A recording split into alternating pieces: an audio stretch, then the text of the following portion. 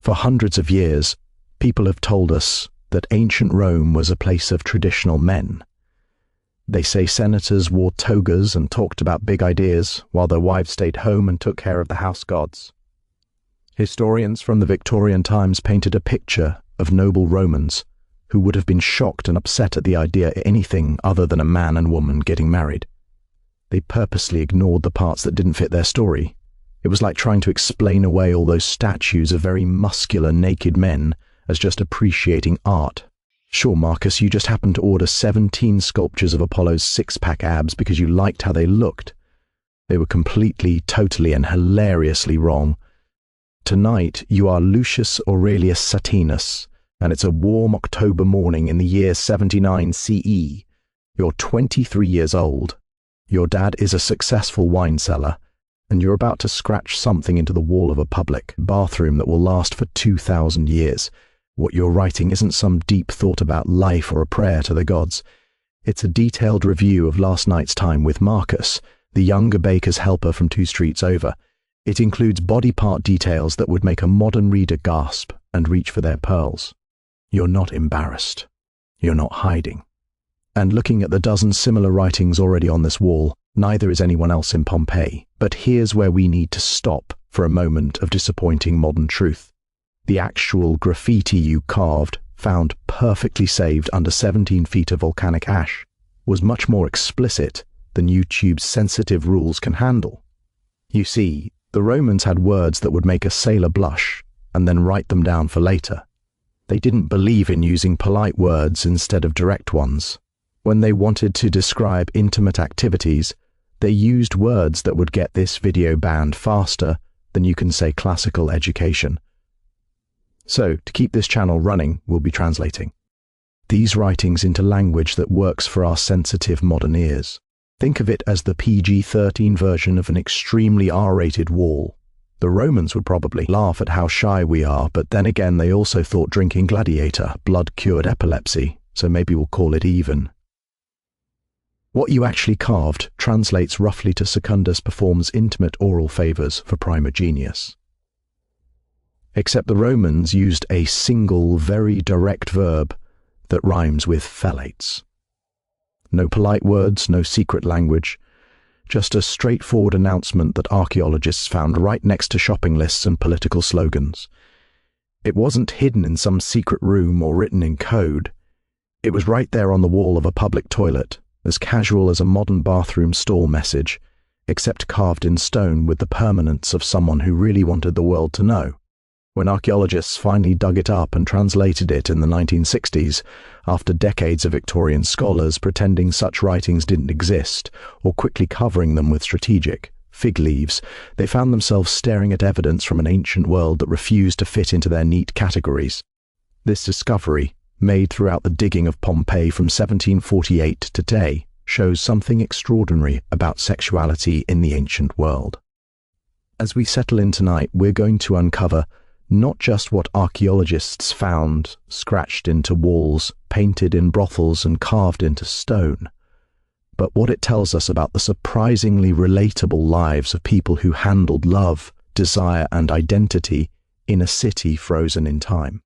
But before we begin this journey together, write in the comments where you are listening from. It's interesting to learn where in the world you are.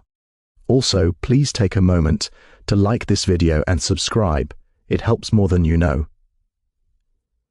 Now dim the lights and prepare to discover why this story will change how you think about ancient sexuality, or at least give you some interesting dinner. Party conversation that will make your relatives uncomfortable. Chapter 1. The Wall That Changed Everything. The morning you carved your message into that bathroom wall, Pompeii was already awake and busy. The cleaning shop next door was releasing its distinctive ammonia smell. They used urine to clean togas, because nothing says civilization quite like wearing clothes washed in yesterday's chamber pot contents. The baker Marcus worked for was already on his 3rd batch of the day, and the smoke from his ovens mixed with the ever-present sulfur smell from the mountain that loomed over everything.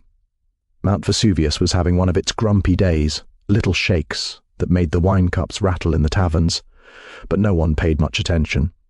The mountain had been doing that for years. It was like that neighbor who's always threatening to move but never actually packs. You chose this particular bathroom because it was popular, the ancient version of posting on a wall with good foot traffic. The room itself was surprisingly social, with a long bench containing multiple openings where Romans would sit side by side discussing politics, business, and apparently their romantic conquests. No dividers, no privacy, just a bunch of guys sharing both bodily functions and the latest gossip. It was Facebook, Twitter, and Tinder all rolled into one, with significantly worse hygiene but arguably better conversation. The walls were already a mix of human desire and crude humor. Above your fresh writings, someone had written Apollinaris, doctor to the Emperor Titus, had a successful bowel movement here. To your left, Pius was here with his colleague Kais. They had a splendid time with 2 girls twice. Below that, someone had written something about Hermaros and his oral preferences that we absolutely cannot repeat here without losing monetization privileges. But what makes your writing particularly interesting to archaeologists 2,000 years later isn't just how explicit it is, it's how utterly ordinary it was. You weren't making a shocking announcement or breaking a rule. You were participating in the same kind of casual commentary that covered these walls like an ancient Reddit thread, except with better grammar and worse spelling. The fact that your message involved 2 men wasn't hidden or written in code. It sat there among heterosexual boasts, business advertisements, and political slogans with the same matter-of-fact tone someone might use to announce they'd eaten fish for dinner. As you finished carving, the volcanic stone was soft enough to work with the simple metal stylus you carried for writing tablets. You probably admired your handiwork for a moment. The letters were neat and practiced. You'd clearly done this before, you little ancient vandal. Around you, other men conducted their morning business, some reading the walls, others adding their own contributions. One man was carefully scratching out what appeared to be a love poem to someone named Cestius. Another was drawing an anatomically ambitious illustration that suggested either remarkable flexibility or a poor understanding of human skeletal structure, possibly both, given the amount of wine consumed in Pompeii. Chapter 2. The Names Behind the Desire. 3 streets away from where you just left your mark, in a 2-story house that belonged to the wealthy Vetti brothers, someone else was creating a very different kind of intimate expression. The house, which modern archaeologists would later call the House of the Vetti, was being decorated with some of the most explicit artwork in Pompeii, not hidden away in private bedrooms, but right there in the entrance hall where every visitor would see it. Priapus, the god of fertility, weighing his enormous prosperity against a bag of gold coins on a scale. Say if Priapus existed today, his Instagram would be immediately banned. The Vetti brothers, both former slaves who'd made their fortune in the wine trade, had commissioned this fresco deliberately. It wasn't pornography in the modern sense. It was a statement about prosperity, potency, and power. Though one imagines their dinner parties involved a lot of awkward small talk as guests tried not to stare at the elephant, or rather the enormous divine appendage in the room. But look closer at the artwork throughout their house, and you'd find something archaeologists wouldn't fully understand, until they started actually reading all those graffiti they'd been desperately trying to ignore for centuries, like Victorian relatives pretending not to notice when Grandpa tells an off-colour joke. In the servants' quarters, scratched into the plaster, Eutychus, Greek sweet soul, provides excellent intimate services for 2 asses, a male prostitute's advertisement as straightforward as a LinkedIn profile, though with a very different skill set. You knew Eutychus, actually, most of the neighborhood did. He worked out of a small room above the bakery, not the one where Marcus worked, the other one near the forum. His clients included married men, bachelors, teenagers experimenting, and occasionally women looking for discretion. The price, 2 asses, a small bronze coin, was about what you'd pay for a decent loaf of bread or a cup of good wine, not cheap, but not exclusive either. Middle-class affordable, you might say. The Starbucks of ancient intimate services.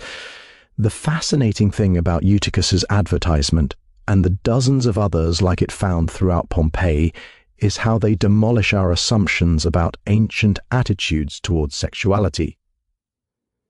These weren't hidden in shame or written in code. Men advertised their intimate services to other men using the same formulaic language as any other trade. Glyco provides sweetness for 2 asses. Menander Nice Manners provides excellent service for 4 asses. The Yelp reviews of ancient Rome were apparently very specific. The archaeologist who first translated these writings in the 1960s, after they'd been carefully hidden from public view for over a century like a Victorian family's shameful secret cousin, reportedly needed a stiff drink afterward, not because of the content itself, but because of what it meant for everything they thought they knew about Roman society. It was like discovering your extremely prim grandmother had been a burlesque dancer. Surprising, but suddenly a lot of things made more sense. Walking through Pompeii that October morning, you would have encountered these messages everywhere. On the wall of the gladiator barracks, Celadus the Thracian makes the girls sigh, but Crescens the net fighter holds the hearts of all the boys. Outside the amphitheatre, Seiss Friedman provides oral services for 5 asses.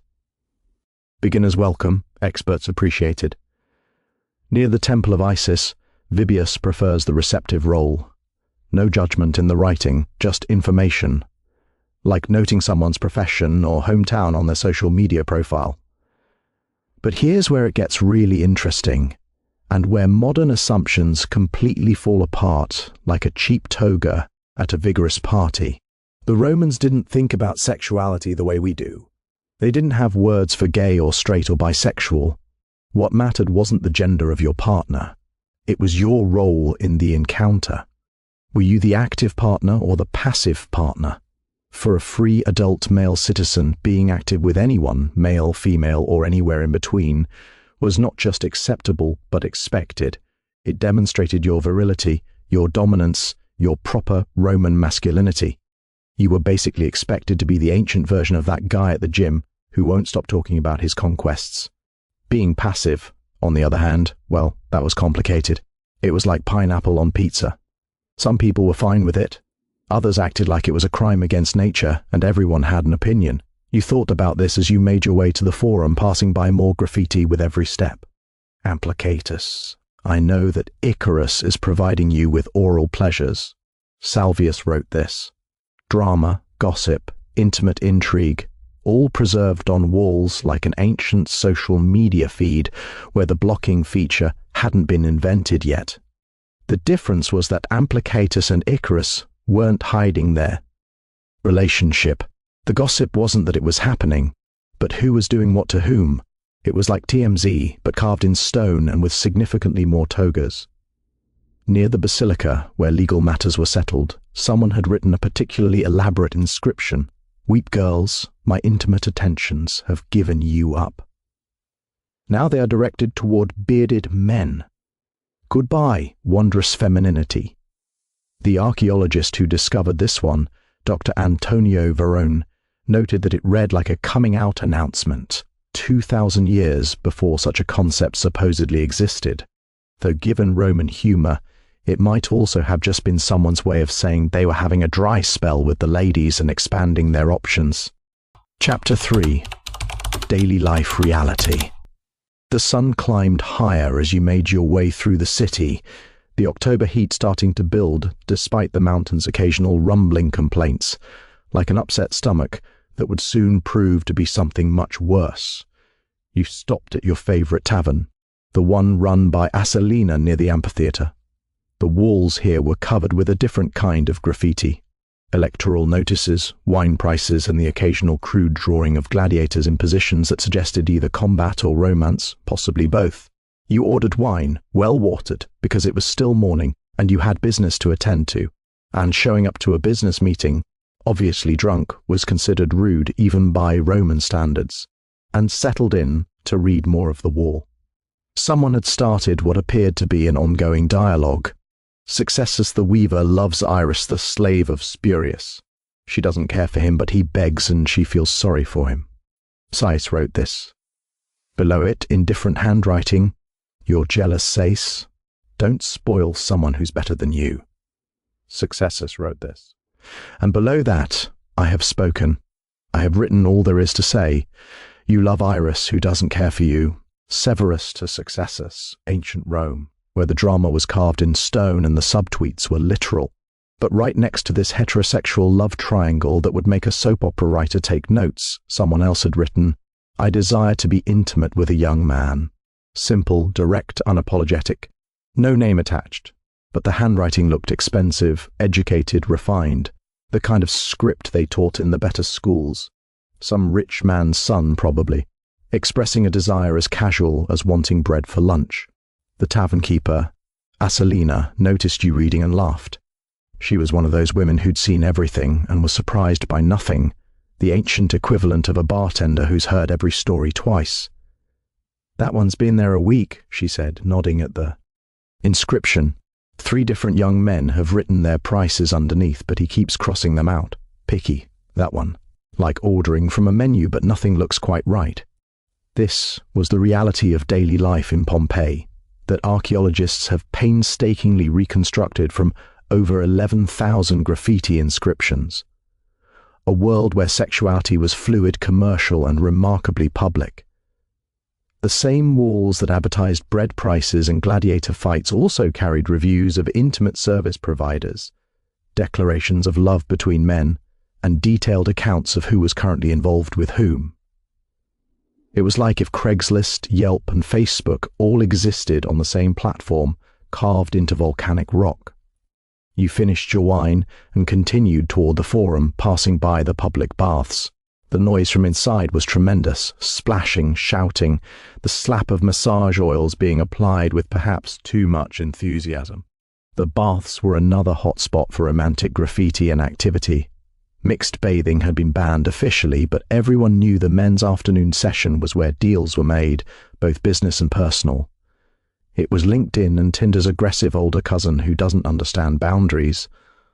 On the wall outside, someone had carved a helpful review. The baths of Marcus Crassus. Good bathing, good company. Glyco recommends. Below it, more specific, in these baths, Phoebe provides excellent hand massages. 2 asses for citizens, 3 for everyone else. The ancient equivalent of surge pricing. Inside, if you'd entered, which you didn't, having bathed already that morning like a responsible Roman citizen, you would have found more elaborate artwork. Frescoes depicting various intimate positions, helpfully numbered like a menu. Archaeologists initially thought these were just decorative art, but recent analysis suggests they might have been actual menus for services available from the bath attendants. Position 3 cost 2 asses. Position 7 cost 3. Position 12, which required either incredible flexibility or artistic license in its depiction, cost 5. It was like ordering dim sum, but significantly more awkward. The casualness of it all is what strikes modern researchers most forcefully. These weren't hidden vices or secret shames. This was Tuesday in Pompeii. Men met their male lovers at the baths as openly as they met their business partners. Women scratched their desires into walls with the same matter-of-factness as grocery lists. Fortunata provides oral services for one as appeared next to need to buy fish for dinner party. But perhaps the most revealing graffiti about daily intimate life in Pompeii comes from the most mundane locations. In a bakery, on April 19th, I baked bread. I sold bread. I had intimate relations. The ancient equivalent of gym, tan, laundry. In a weaver's shop, Ophidius was here, goodbye, and below it, Ophidius received oral pleasures here. One imagines Ophidius had a very good day, in what appears to be someone's living room. Floronius, privileged soldier of the 7th Legion, was here. The women did not know of his presence. Only 6 women came to know. Too few for such a stallion. And right next to it, in different handwriting, we 2 dear men, friends forever, were here. You want to know our names? They are Gaius and Aulus. The mountain gave another rumble, stronger this time, and dust fell from the ceiling of the tavern. Asalina cursed and grabbed a broom. 3rd time this week, she muttered. At this rate we'll be sweeping until Saturnalia. If only she knew she'd be sweeping for the next 2,000 years. Chapter 4. The evidence. They tried to hide what modern archaeologists discovered when they finally started properly cataloguing and translating all of Pompeii's graffiti in the late 20th century. After decades of Victorian prudishness had hidden or destroyed countless inscriptions like a historical conspiracy of propriety, completely shattered their understanding of ancient sexuality. Dr. Antonio Varone, who compiled the comprehensive study Quisquis Amat Valit, May Whoever Loves Prosper, found himself staring at evidence that would have been considered impossible just a generation earlier. It was like finding out the Founding Fathers all had secret TikTok accounts. Out of over 11,000 graffiti inscriptions discovered in Pompeii, nearly 800 are explicitly intimate in nature. Of these, approximately 15% reference same-sex encounters, desires, or relationships. But here's the truly shocking part. These same-sex inscriptions appear everywhere. Not in hidden corners or secret brothels, but in homes, shops, public buildings, and on main streets. They're written by people of all social classes, from slaves advertising their services to wealthy citizens boasting about their conquests. It was ancient Rome's version of being verified on social media, except instead of a blue check mark, you got your romantic preferences carved into volcanic rock. You experienced this firsthand that October afternoon when you visited the Lupanar, Pompeii's most famous brothel. The building itself was purpose-built for intimate services, one of the few structures in the city designed specifically for that purpose. Most such services happened in small rooms above shops or in private homes, but the Lupanar was different. It was official, regulated and taxed. The IRS of ancient Rome was very thorough. Walking through the entrance, you were immediately confronted by frescoes that would make modern visitors blush and Victorian archaeologists faint into their tea. Each small cell had a painting, above the door showing a different intimate position.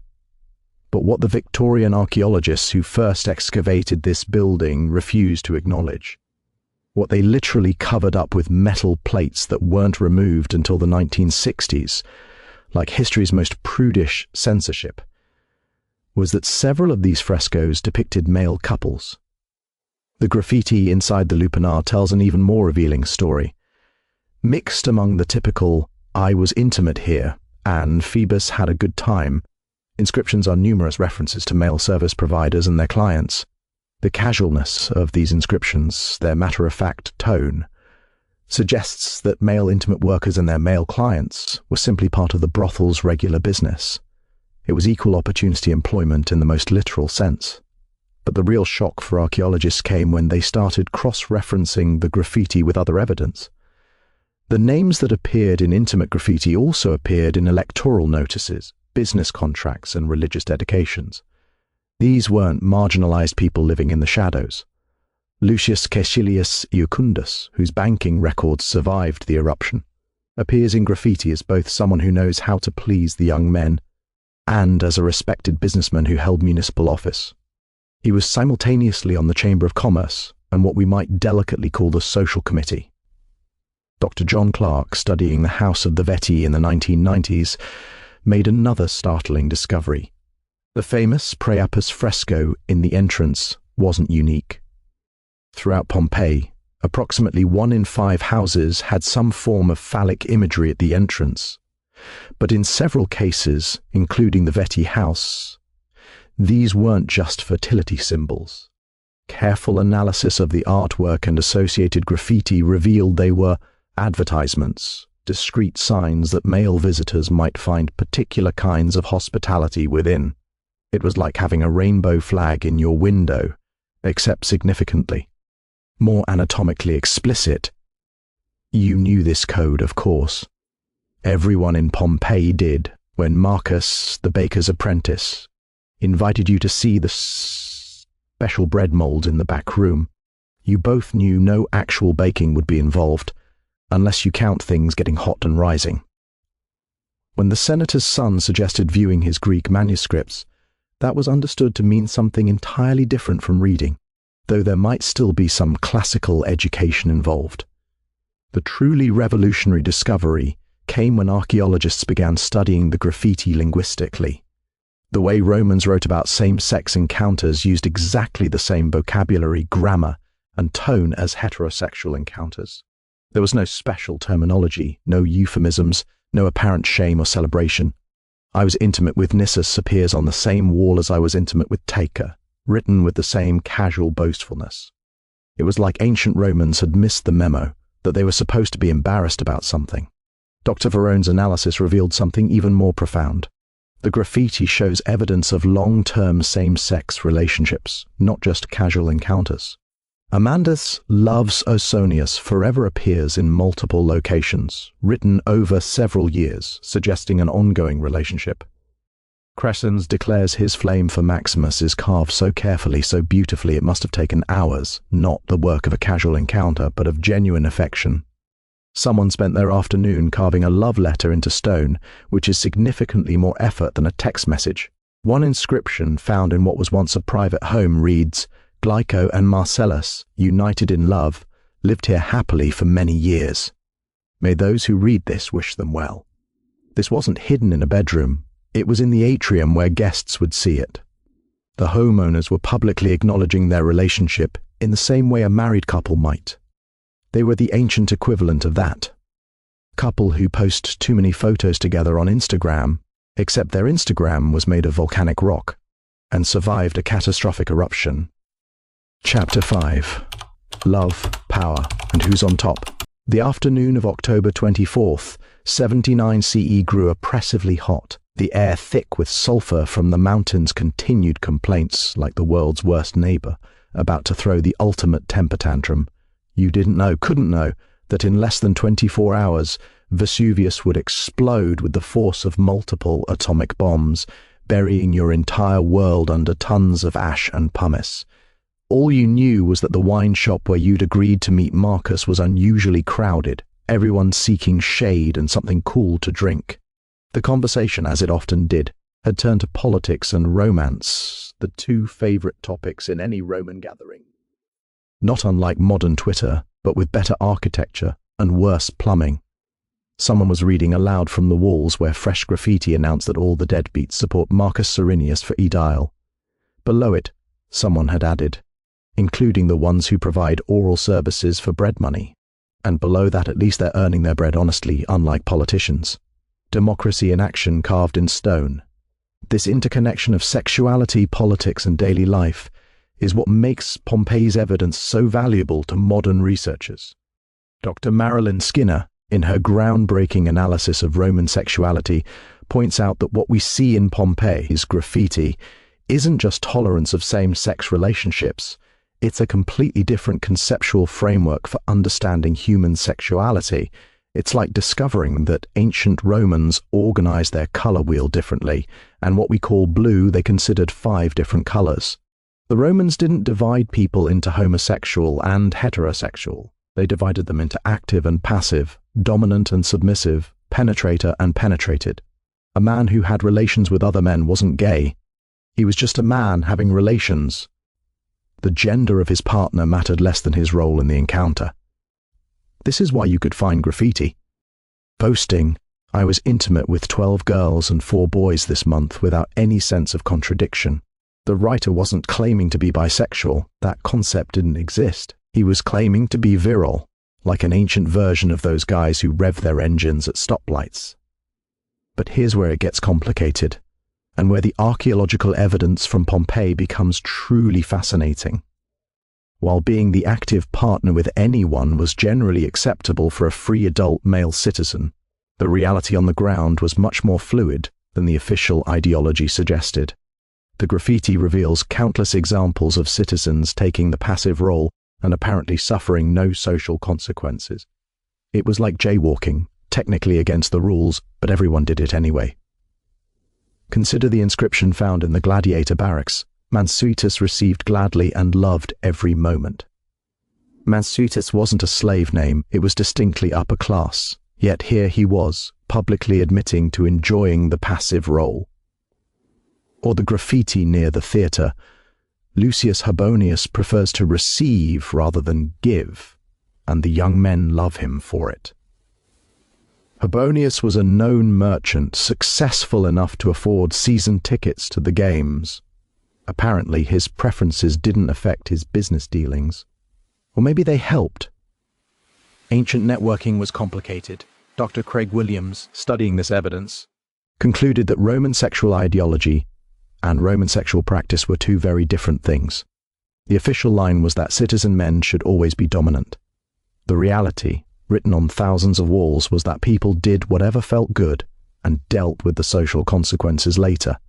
Or didn't, because often there weren't any. It was like the speed limit. Everyone knew what it was supposed to be, but actual practice varied wildly. The evidence from Pompeii also reveals something extraordinary about female same-sex relationships, though the evidence is scarcer. Women had less access to public spaces and were less likely to write graffiti, probably because they were too busy actually running things while men wrote on walls. But what survives is revealing. Eupelia was intimate here, with Marca appears on a brothel wall. Salvia and Petronia, bound by Venus, is carved into a garden wall. I, a woman, loved Pheliclar more than any man could appears in what was once a private bedroom. These inscriptions suggest that female same-sex relationships existed and were acknowledged even if they were less visible than male ones. The Romans had no real conceptual framework for intimacy between women. Their entire sexual ideology was based on penetration, which they assumed required specific equipment. This conceptual blind spot might have actually given women more freedom to pursue same-sex relationships without scrutiny. Sometimes ignorance really was bliss, at least for the ignored. The ongoing excavations at Pompeii continue to reveal new evidence. In 2021, archaeologists uncovered a middle-class home with an elaborate fresco depicting the myth of Leda and the swan. But careful examination revealed that someone had modified the fresco, adding male characteristics to Leda, transforming the scene into something quite different from the original myth. Was this ancient graffiti, a homeowner's specific request, an artist with a sense of humor? The debate continues, but it's another piece of evidence that gender and sexuality in Pompeii were more fluid than previously imagined. Like ancient gender-fluid fan fiction, but in fresco form, the House of the Veti, which reopened to the public in 2023 after extensive restoration, has revealed even more inscriptions that were previously illegible. One particularly interesting find, a love poem written in Greek, clearly by an educated hand, describing desire for the beautiful youth with eyes like evening stars. It signed your eternal admirer, Titus. The poem is written in a servant's quarter, suggesting a love affair between different social classes. Ancient Rome's version of Downton Abbey, but with more togas and fewer inhibitions. Chapter 6. The Human Legacy. As the sun began its descent toward the sea that October evening, painting Vesuvius in shades of gold and amber, like nature's last beautiful gesture before the apocalypse, you made your way home through streets you'd walked 1,000 times. Tomorrow morning, though you didn't know it, would never come for Pompeii. But tonight, the city pulsed with life, with desire, with the endless human drama that covered its walls in thousands of inscriptions. You passed by the latest addition to your neighborhood's graffiti collection. On this spot, Harpocras had a good time with Drauca for a denarius. She provides excellent service. Right next to it, someone had written, so does her brother Lupicus, and he only charges 2 asses. The casual bisexuality of it, advertising siblings who both offered intimate services to men, would have seemed utterly unremarkable to you. It was just Tuesday in Pompeii, where equal opportunity had a very different meaning. But what these inscriptions reveal to us 2,000 years later is profound. They show us that human sexuality has always been complex, fluid, and resistant to simple categorization. The people of Pompeii weren't more or less moral than we are. They just organized their understanding of sexuality differently. They had their own prejudices and restrictions, but they weren't our prejudices and restrictions. It's like finding out another culture organizes their week differently. Same amount of time, completely different framework. Dr. Rebecca Benefiel, who has spent decades mapping Pompeii's graffiti, notes that what we see on these ancient walls is remarkably similar to what we see on modern social media. People boasting about romantic conquests, declaring love, insulting rivals, and arguing about politics. If Pompeii had Twitter, she observes, it would look a lot like their walls, except with more character limits and less permanent markers. The preservation of Pompeii offers us something unique in archaeological history, a complete Roman city frozen at a single moment with all its messy human reality intact. Not the idealized Rome of marble statues and epic poems, but the actual Rome of ordinary people living ordinary lives. And those lives, as the graffiti makes abundantly clear, included a wide spectrum of romantic experiences and relationships. It was reality TV before TV, and significantly more real. Consider the story of Nollis and Primigenius, whose relationship can be traced through multiple inscriptions across the city. First, near the Forum, Primigenius loves Nollis. Then, in the gladiator barracks, Nollis and Primigenius, eternal companions. Finally, scratched into the wall of what was probably their shared lodging, here lived Nollis and Primigenius, united in heart and body. May the gods protect their love. They were the ancient equivalent of that couple who documents everything on social media, except their social media was walls and their relationship status was literally set in stone. These weren't mythological figures or literary creations. They were real people who lived, loved, and died in Pompeii. Their relationship was public enough that they felt comfortable documenting it on walls throughout the city. Their neighbors knew, their friends knew, and nobody seems to have particularly cared beyond the usual gossip that accompanies any relationship. Did you hear about Nollis and Primigenius? Oh yes, they've been together for years. Nice boys. Primigenius makes excellent olive oil. Or consider the unnamed person who wrote in careful letters on the wall of the large theatre, "I came here alone, seeking love. I leave with a full heart. Thank you, beautiful youth whose name I never learned." The vulnerability of it, the humanity of it, reaches across 2 millennia to remind us that the search for connection is universal.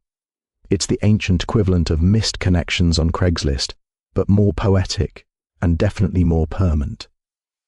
The graffiti also reveals the dark side of Roman sexuality, the exploitation, the violence, the vast power imbalances, references to forced encounters with slaves, ethnic prejudices mixed with sexual violence, and the casual exploitation of the powerless appear alongside the love poems. The same walls that preserve declarations of love also preserve evidence of assault and abuse. Pompeii wasn't a sexual utopia. This is crucial for understanding the full picture. Pompeii wasn't some ancient paradise of sexual freedom.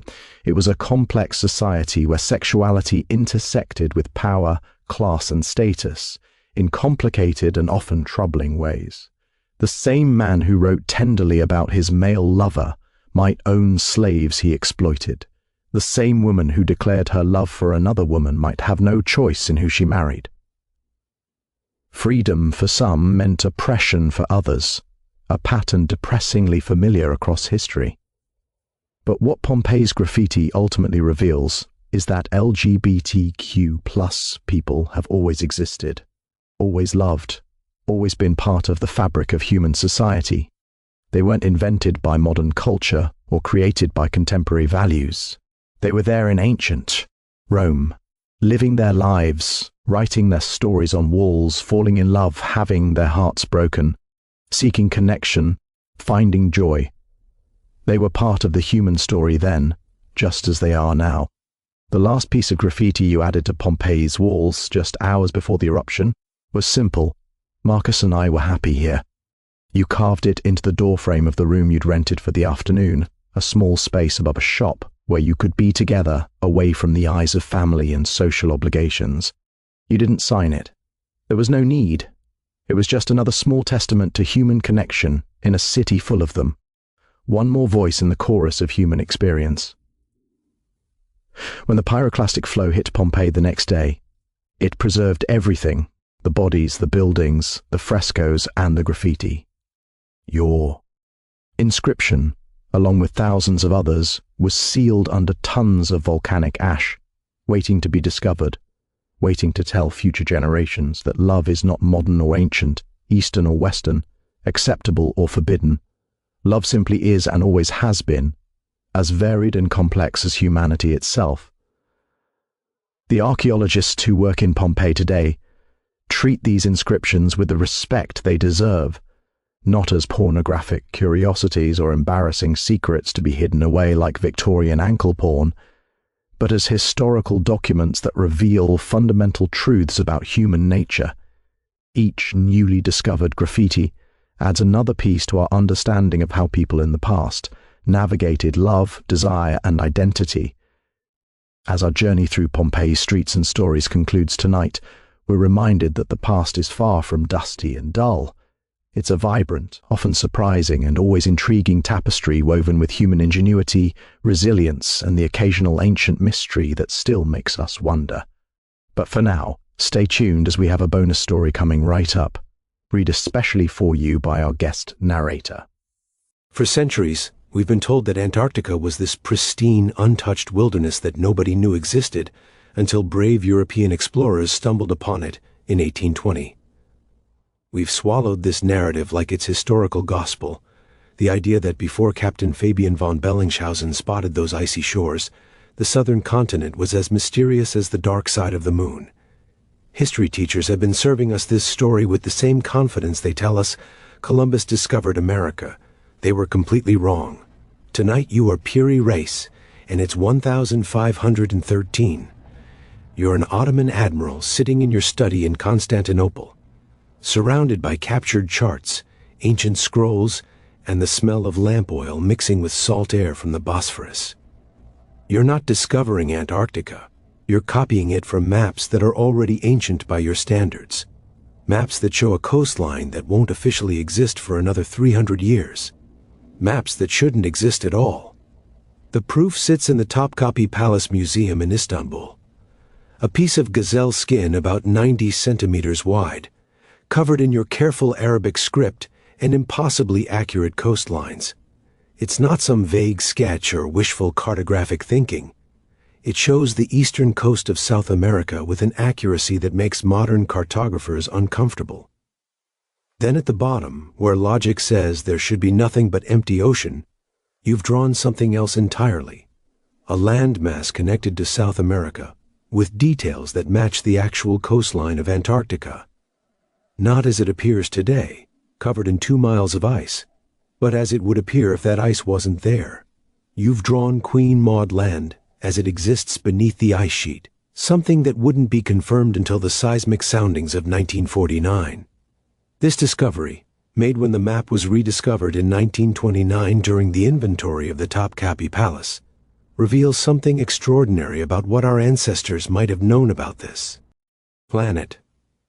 As we settle in tonight, we're going to uncover not just what Piri Reis drew, but what it tells us about the surprisingly sophisticated knowledge networks of the 16th century Ottoman Empire, and perhaps something even stranger. Chapter 1. The Admiral's Secret. You're still Piri Reis, and the year is still 1513. The Fourth Ottoman to Venetian War has just ended, and you've returned to Constantinople with something more valuable than gold, a collection of maps taken from captured ships, 20 of them, you'll later write, including charts drawn in the days of Alexander, Lord of the Two Horns. That's Alexander the Great to us moderns, though why you're calling him Lord of the Two Horns is a mystery we'll get to later.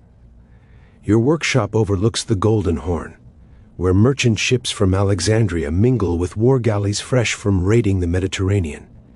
The smell of tar and rope drifts through your window as you spread out your collection of captured charts. Some are Portuguese, stolen from ships your fleet captured off the North African coast. Others are Spanish, including, and you note this specifically in your marginalia, maps drawn by a sailor who had made 3 voyages with the Genoese infidel named Colombo.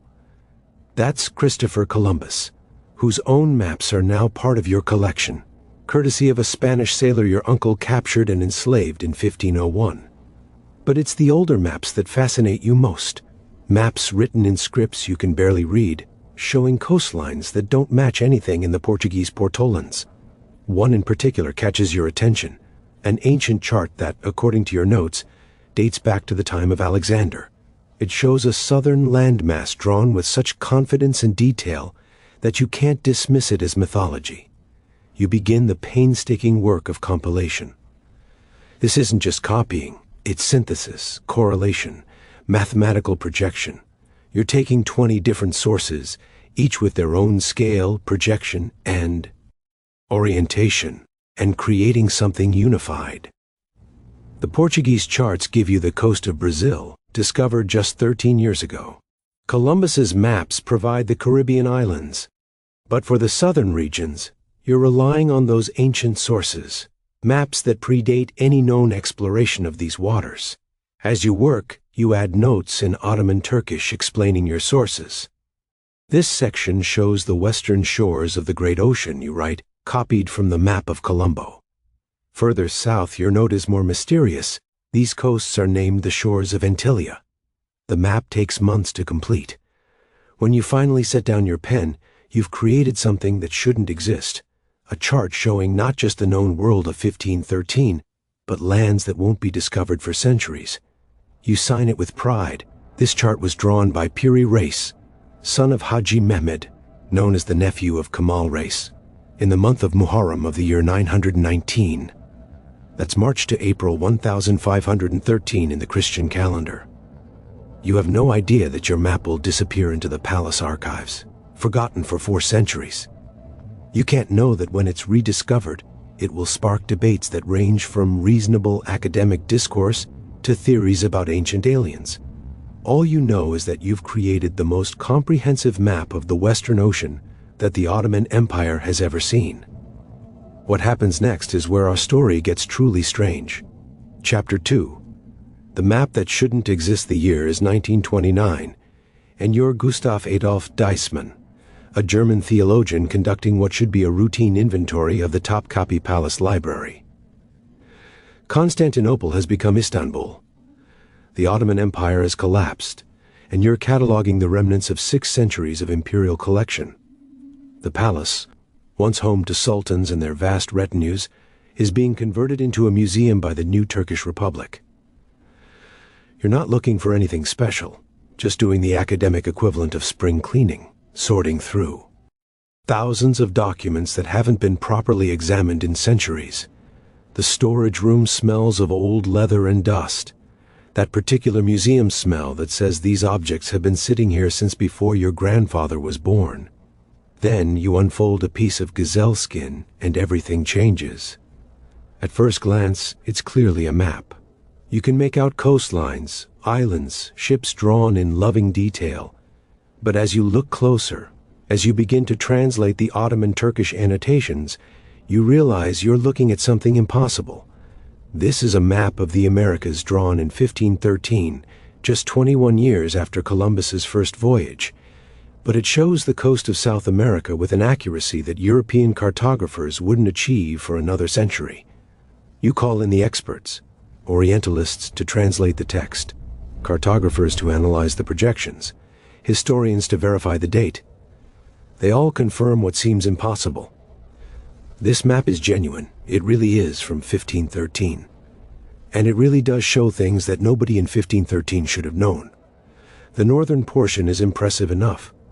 There's Cuba, drawn with remarkable accuracy. Haiti is there, labeled Hispaniola, just as Columbus named it. The mouth of the Amazon appears roughly where it should be, but it's when you look south that things become genuinely unsettling.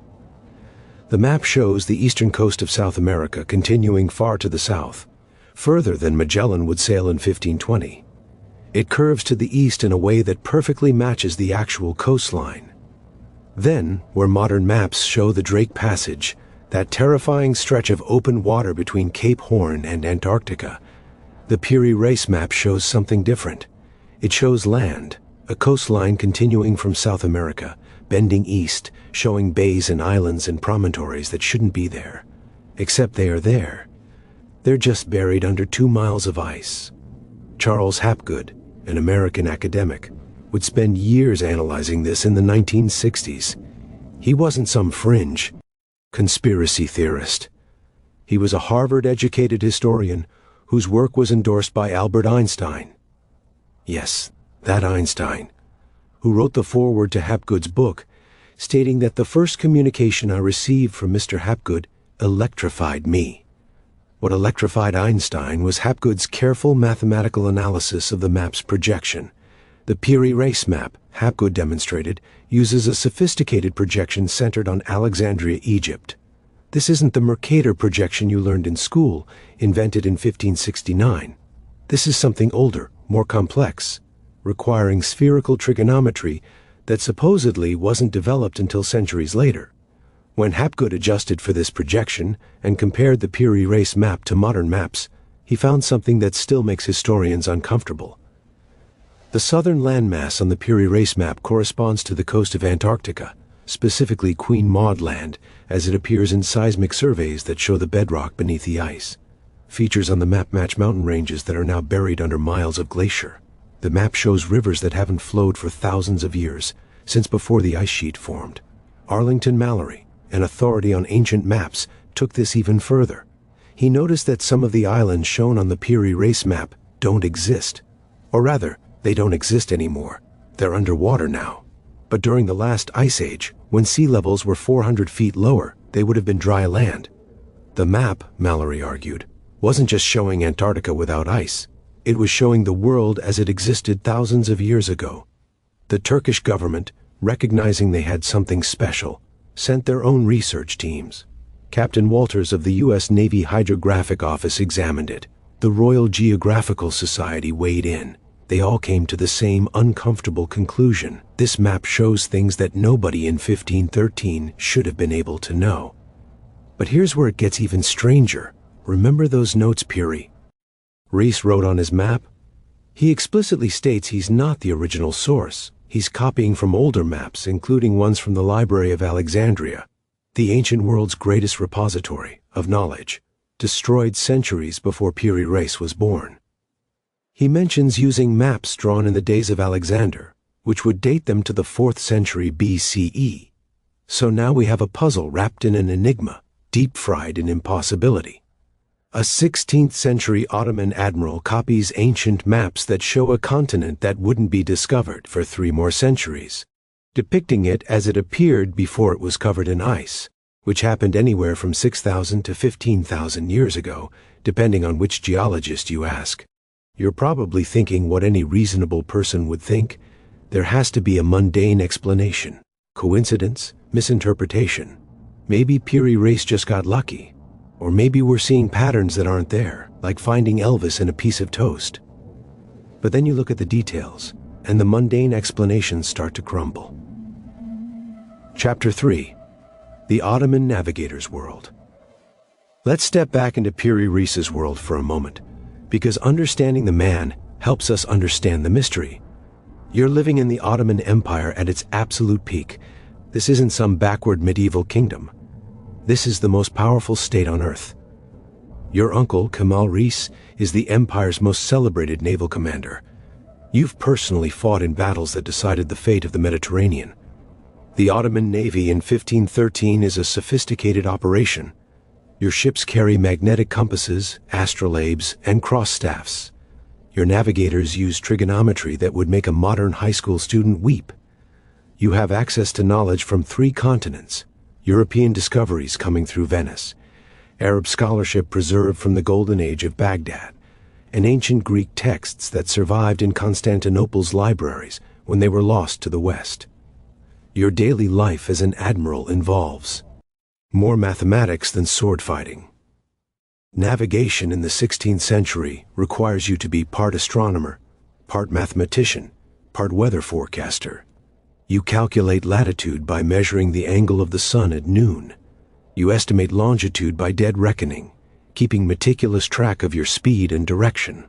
One mistake in your calculations, and you end up on a reef instead of in a harbor. The process of making a map like yours is exhausting. You're not just drawing pretty pictures, you're performing complex mathematical transformations. Each source map uses a different scale, a different projection, a different orientation. That Portuguese chart shows Brazil at one scale. The Arab map of the Indian Ocean uses another.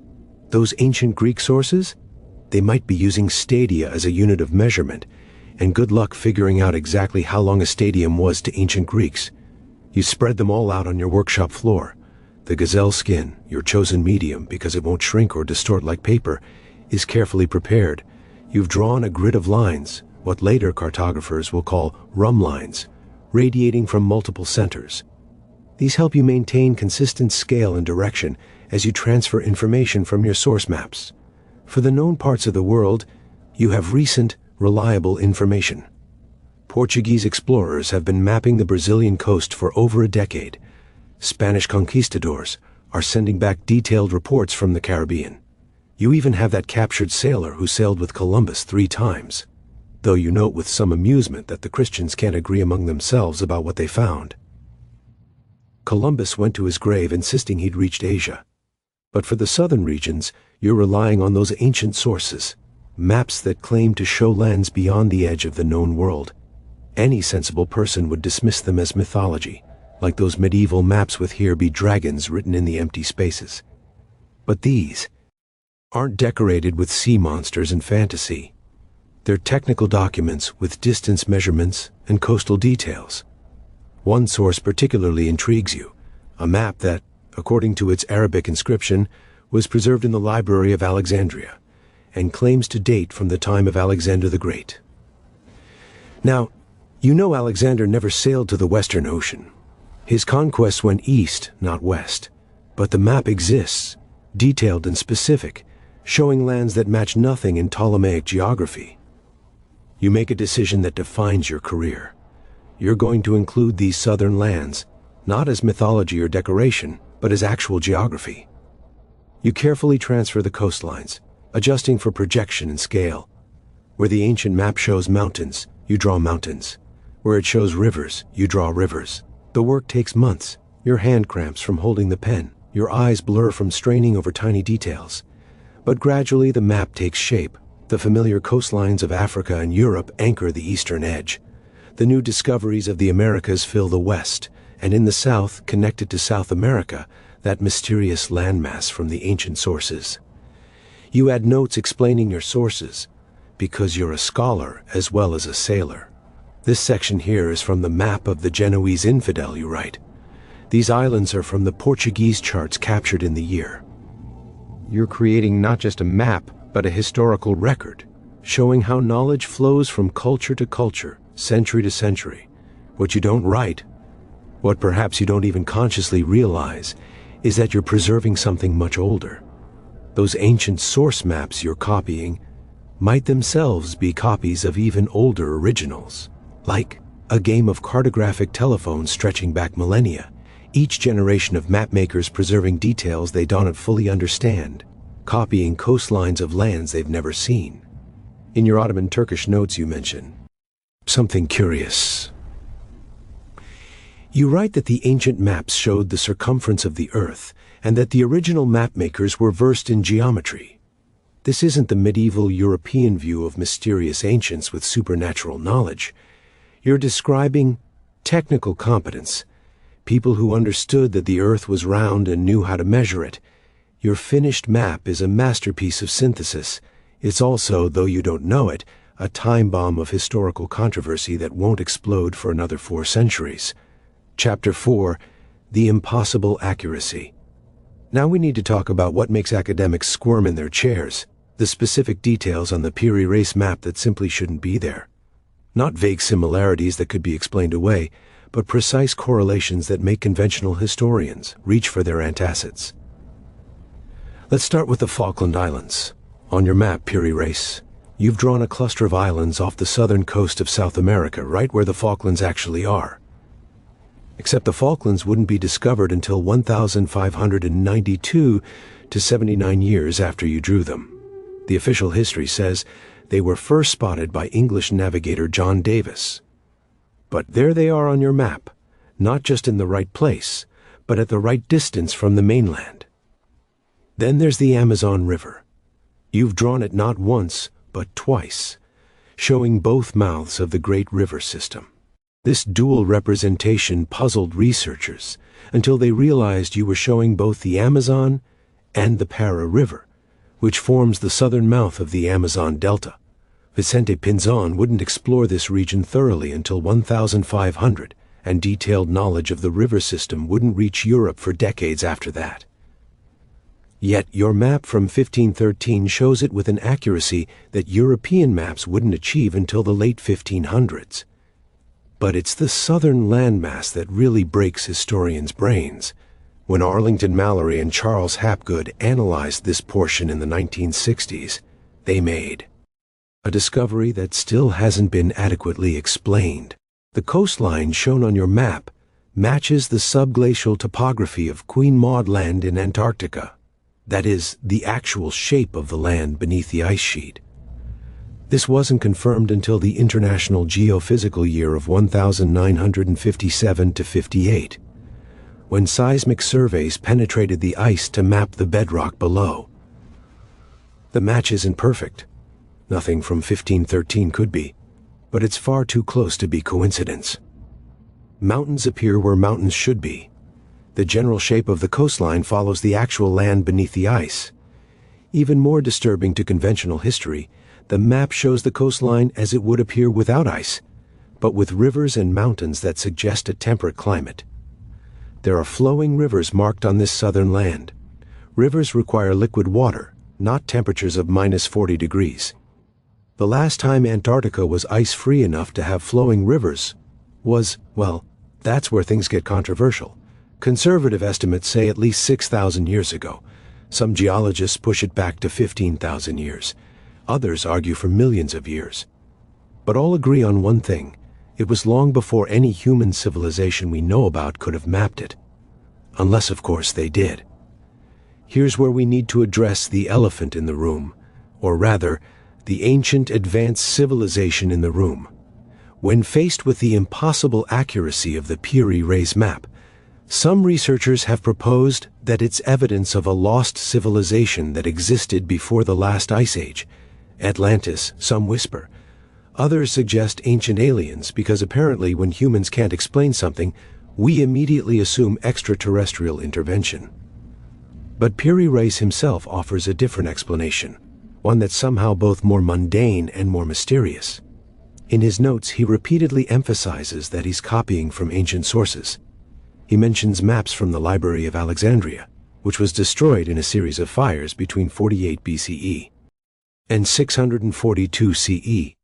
He references charts from the time of Alexander, which would date to the 4th century BCE. The Library of Alexandria was the ancient world's greatest repository of knowledge. At its peak, it contained an estimated 400,000 to 700,000 scrolls. Ships entering Alexandria's harbor were searched, and any books found were copied for the library. It was the Google of the ancient world. If Google was run by obsessive bibliophiles with unlimited funding, we know the library contained works on geography and navigation. Eratosthenes, the library's third librarian, accurately calculated the circumference of the Earth in 240 BCE. The library held the works of Pytheas, who sailed to the Arctic Circle in 325 BCE. It contained charts and travel logs from across the known world, and apparently from parts of the unknown world too. Is it possible that ancient Greek or Egyptian navigators, or someone even earlier, actually sailed to Antarctica when it was partially ice-free? The conventional answer is absolutely not. The technology didn't exist. The motivation didn't exist. It's impossible. But then you look at the map, and there it is, impossible or not. The projection used on the map adds another layer of mystery. Modern cartographic analysis shows that the map uses an azimuthal equidistant projection centered near Cairo. This is sophisticated mathematics, requiring an understanding of spherical trigonometry that supposedly wasn't developed until much later. It's the kind of projection you'd use if you were copying from a globe onto a flat surface, maintaining accurate distances from a central point. But who had globes in ancient times? Well, actually, quite a few people. The ancient Greeks knew the Earth was round. They had mechanical devices like the Antikythera mechanism that could calculate astronomical positions. Creating a globe wouldn't have been beyond their capabilities. But a globe showing Antarctica? That's different. Unless it isn't. Unless knowledge of these southern lands was preserved in some form, maps, texts, oral traditions, and passed down through generations of scholars and navigators, preserved in places like the Library of Alexandria, copied by Islamic scholars during the Golden Age, eventually reaching an Ottoman admiral who included them in his map because he trusted his sources. The conventional historians hate this idea. It requires rewriting huge chunks of human history. It suggests that ancient civilizations were far more capable than we've given them credit for. It raises uncomfortable questions about what other knowledge might have been lost. But the alternative, that Poori race just happened to guess the location of the Falklands, the shape of Antarctica, and dozens of other accurate details, requires a level of coincidence that strains credibility to the breaking point. Chapter 5. The scholarly battle. The year is 1966, and you were sitting in a lecture hall at Keene State College in New Hampshire. Professor Charles Hapgood is presenting his analysis of the Poori race map to an audience of academics who range from intrigued to openly hostile. Hapgood, a Harvard graduate who studied medieval and Renaissance history, has spent the last decade analyzing ancient maps, and his conclusions are about to set the academic world on fire. Hapgood isn't some wild-eyed conspiracy theorist ranting about ancient aliens. He's a methodical scholar who's done something nobody else bothered to do. He's analyzed the mathematical projection of the Poori race map using modern cartographic techniques. His conclusions are delivered in the dry, careful language of academic discourse, which makes them all the more shocking. The agreement of the Poori race map with the seismic profile of Queen Maud Land, he states, adjusting his glasses, is suggestive of the possibility that the original source maps were compiled from aerial photographs taken from a very great height. The room erupts. Aerial photographs in ancient times? Has Hapgood lost his mind? But Hapgood continues, unperturbed. He's not actually suggesting ancient flying machines. He's pointing out that the mathematical projection of the map is consistent with what you'd get if you were looking at the Earth from a high point above Cairo. It's a spherical projection transferred to a flat surface, maintaining accurate distances from a central point. The mathematics required for this wouldn't be formally developed in Europe until the 16th century. Yet here it is on a map supposedly copied from ancient sources. Albert Einstein, of all people, has already endorsed Hapgood's work. In his foreword to Hapgood's book Earth's Shifting Crust, Einstein wrote, "In a polar region there is continual deposition of ice, which is not symmetrically distributed about the pole.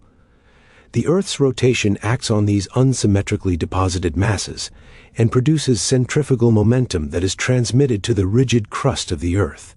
The constantly increasing centrifugal momentum produced in this way will, when it has reached a certain point, produce a movement of the Earth's crust over the rest of the Earth's body."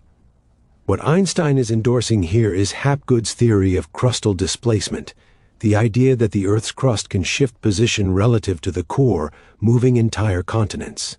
It's not the same as modern plate tectonics, which wouldn't be fully accepted until the 1970s, but it offers a possible explanation for how Antarctica could have been mapped when it was in a more temperate location.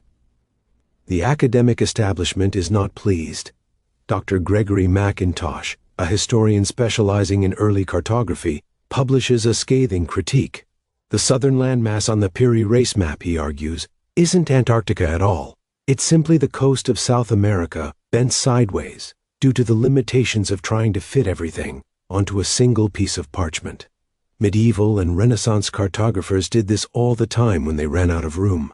The identification of this landmass with Antarctica, McIntosh writes, requires a suspension of critical analysis and a willingness to see patterns that simply aren't there.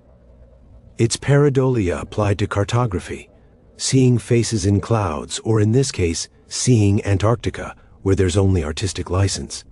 But then, the U.S. Air Force gets involved, and things get weird again. Lieutenant Colonel Harold Z. Ohlmeyer of the 8th Reconnaissance Technical Squadron writes to Hapgood in 1960, "The geographical details shown in the lower part of the map agree very remarkably with the seismic profile made across the top of the ice cap by the Swedish, British-Norwegian Antarctic expedition of 1949. This indicates the coastline had been mapped before it was covered by the ice cap. The ice cap in this region is now about a mile thick. We have no idea how the data on this map can be reconciled with the supposed state of geographical knowledge in 1513. This isn't some amateur enthusiast. This is a military cartographic expert whose job involves analyzing reconnaissance data. His unit is responsible for creating accurate maps from aerial photography. And he's saying that the Piri Reis map shows something that should be impossible. The Turkish government, meanwhile, has its own take. They're proud of Piri Reis as a national hero, an example of Ottoman scientific achievement. Turkish researchers like Professor Afet İnan argue that the map demonstrates the advanced state of Ottoman cartography and navigation. They're less interested in ancient mysteries and more focused on what the map says about their own heritage, but they can't explain those source maps either. Piri Reis was meticulous about crediting his sources, and he clearly states he was working from older documents. The Turks have searched their archives for any trace of these source maps, but they've found nothing. Whatever Piri Reis was copying from has vanished into history.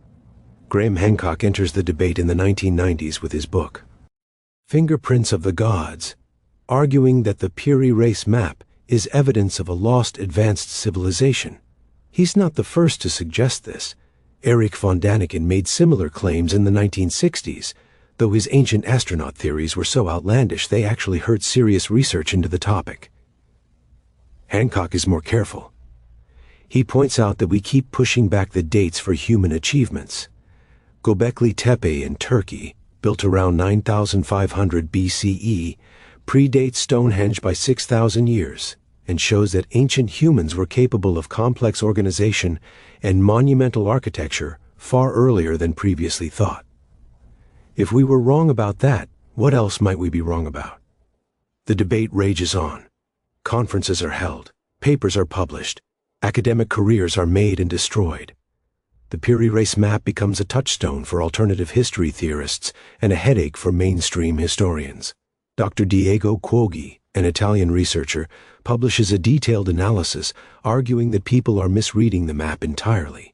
The supposed Antarctic coastline, he claims, is actually the eastern coast of Asia, distorted and misplaced due to the limits of 16th century geography. The advanced projection is nothing more than a standard Portolan chart projection common in Mediterranean navigation. But then why does it match the seismic surveys?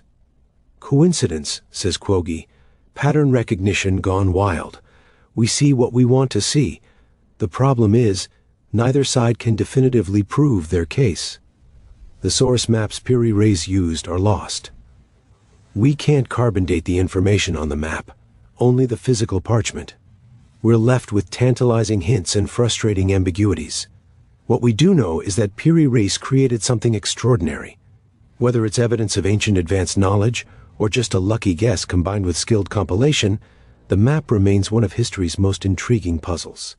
It sits in its climate-controlled case in Istanbul, gazelle skin stretched taut, ink, faded but still legible, keeping its secrets. Chapter 6. A Map's Living Legacy. You're back in the Topkapi Palace Museum, present day, standing in front of the climate-controlled case that houses the Piri Reis map. The museum guide is telling a group of tourists the standard story. Ottoman admiral, captured charts, historical treasure. But you know better now. You know about the controversies, the mysteries, the questions that keep historians awake at night. The map has become something more than just a historical artifact. It's a mirror that reflects our assumptions about the past. Look at it one way, and you see evidence of ancient advanced civilizations. Look at it another way, and you see the human tendency to find patterns where none exist. Turn it slightly, and you see the sophisticated knowledge networks of the 16th century world, where information flowed from culture to culture in ways we're only beginning to understand. Modern technology has given us new tools to examine the map. Multispectral imaging reveals details invisible to the naked eye. Computer analysis can correct for projection distortions. Satellite imagery allows us to compare the map's coastlines with actual geography in ways Hapgood could only dream of. And what do these modern analyses tell us? Frustratingly, they support both sides of the debate. Yes, the correlations with Antarctic topography are real and measurable. But yes, they could also be explained by coincidence and misinterpretation. The map remains a Rorschach test for our beliefs about the past. But perhaps that's missing the point. Whether or not the map shows Antarctica, it definitely shows something extraordinary, the intellectual achievement of Piri Reis and the Ottoman Empire. Here was a civilization that valued knowledge enough to preserve it, sophisticated enough to synthesize information from multiple sources, and confident enough to create something new from the pieces of the past. Think about what Piri Reis actually did. He took 20 different maps, each with its own perspective and prejudices, and created a unified vision. He didn't just copy, he interpreted, analyzed, synthesized. He was doing what good historians do today, piecing together fragments of evidence to create a coherent narrative. The map also reminds us how much knowledge has been lost. The Library of Alexandria, where some of Piri Reis's source maps allegedly originated, contained centuries of accumulated wisdom. Its destruction wasn't a single dramatic fire, but a slow decline, budget cuts, neglect, religious persecution, war. Scholars estimate that less than 1% of ancient Greek and Roman texts survive to the present day. What might those lost works have told us? We live in an age where we assume information is permanent.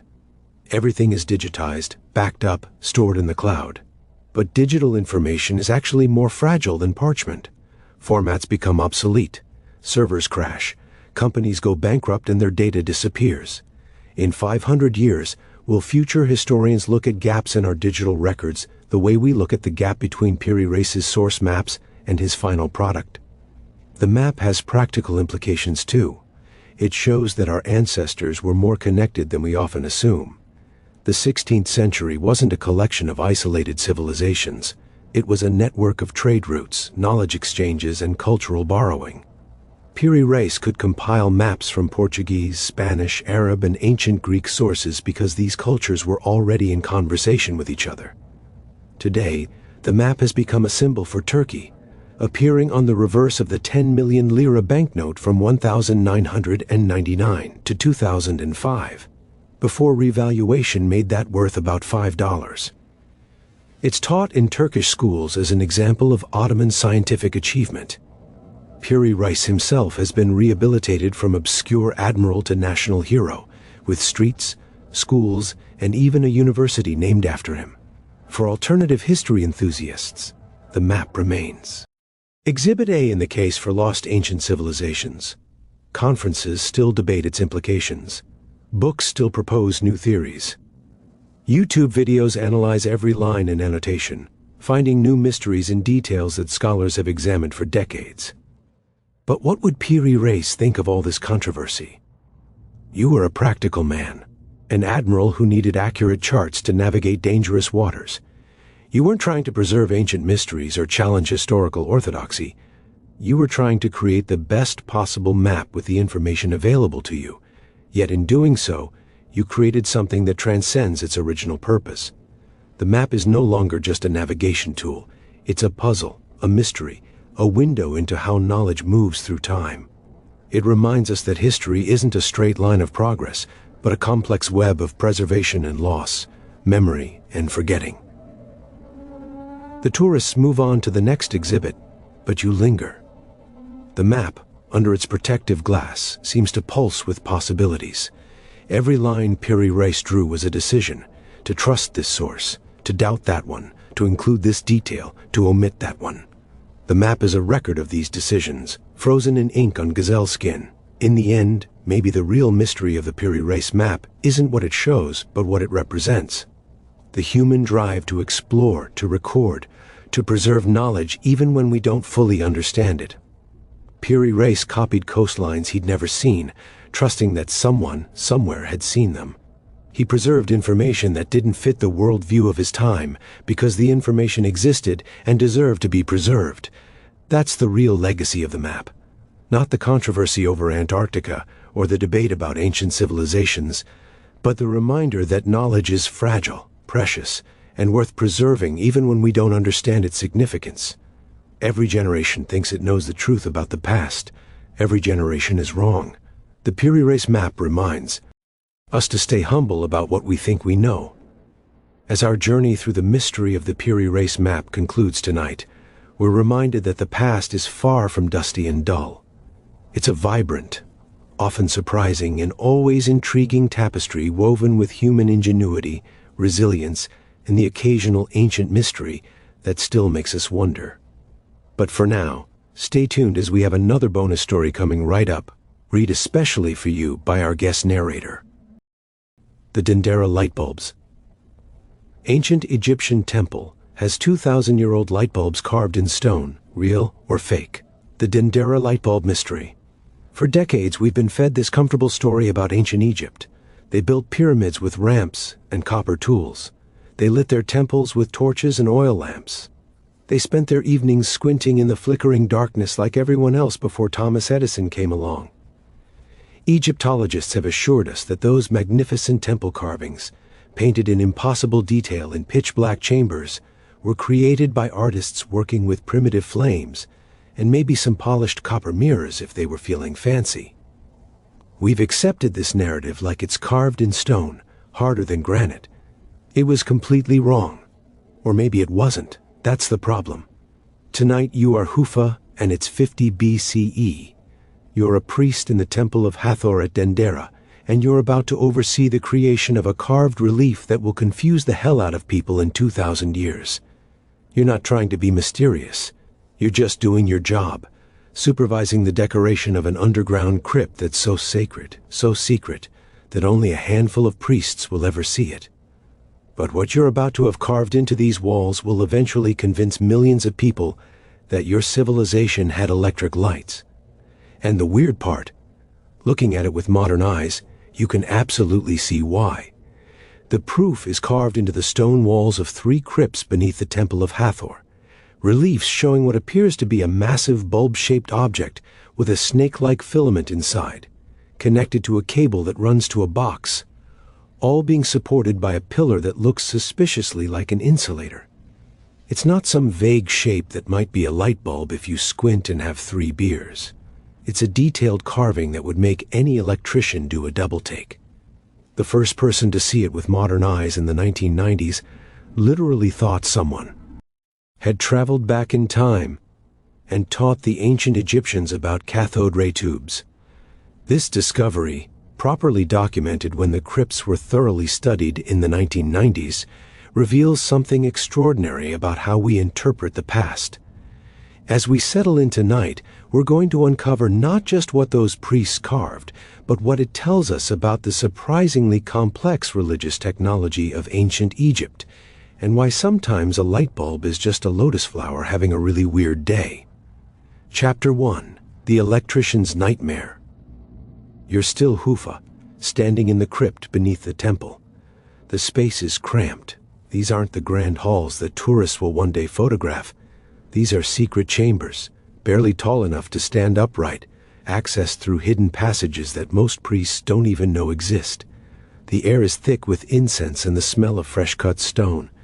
Your artisans have been working by the light of oil lamps, hundreds of them, leaving soot stains on the ceiling that you'll have to have cleaned before the consecration ceremony. The relief you're supervising is important. It depicts one of the most sacred mysteries of your religion, the daily rebirth of the sun, the eternal cycle that keeps the universe functioning. But you're not drawing the sun as a simple disk. That's for the public areas of the temple where common people might see it.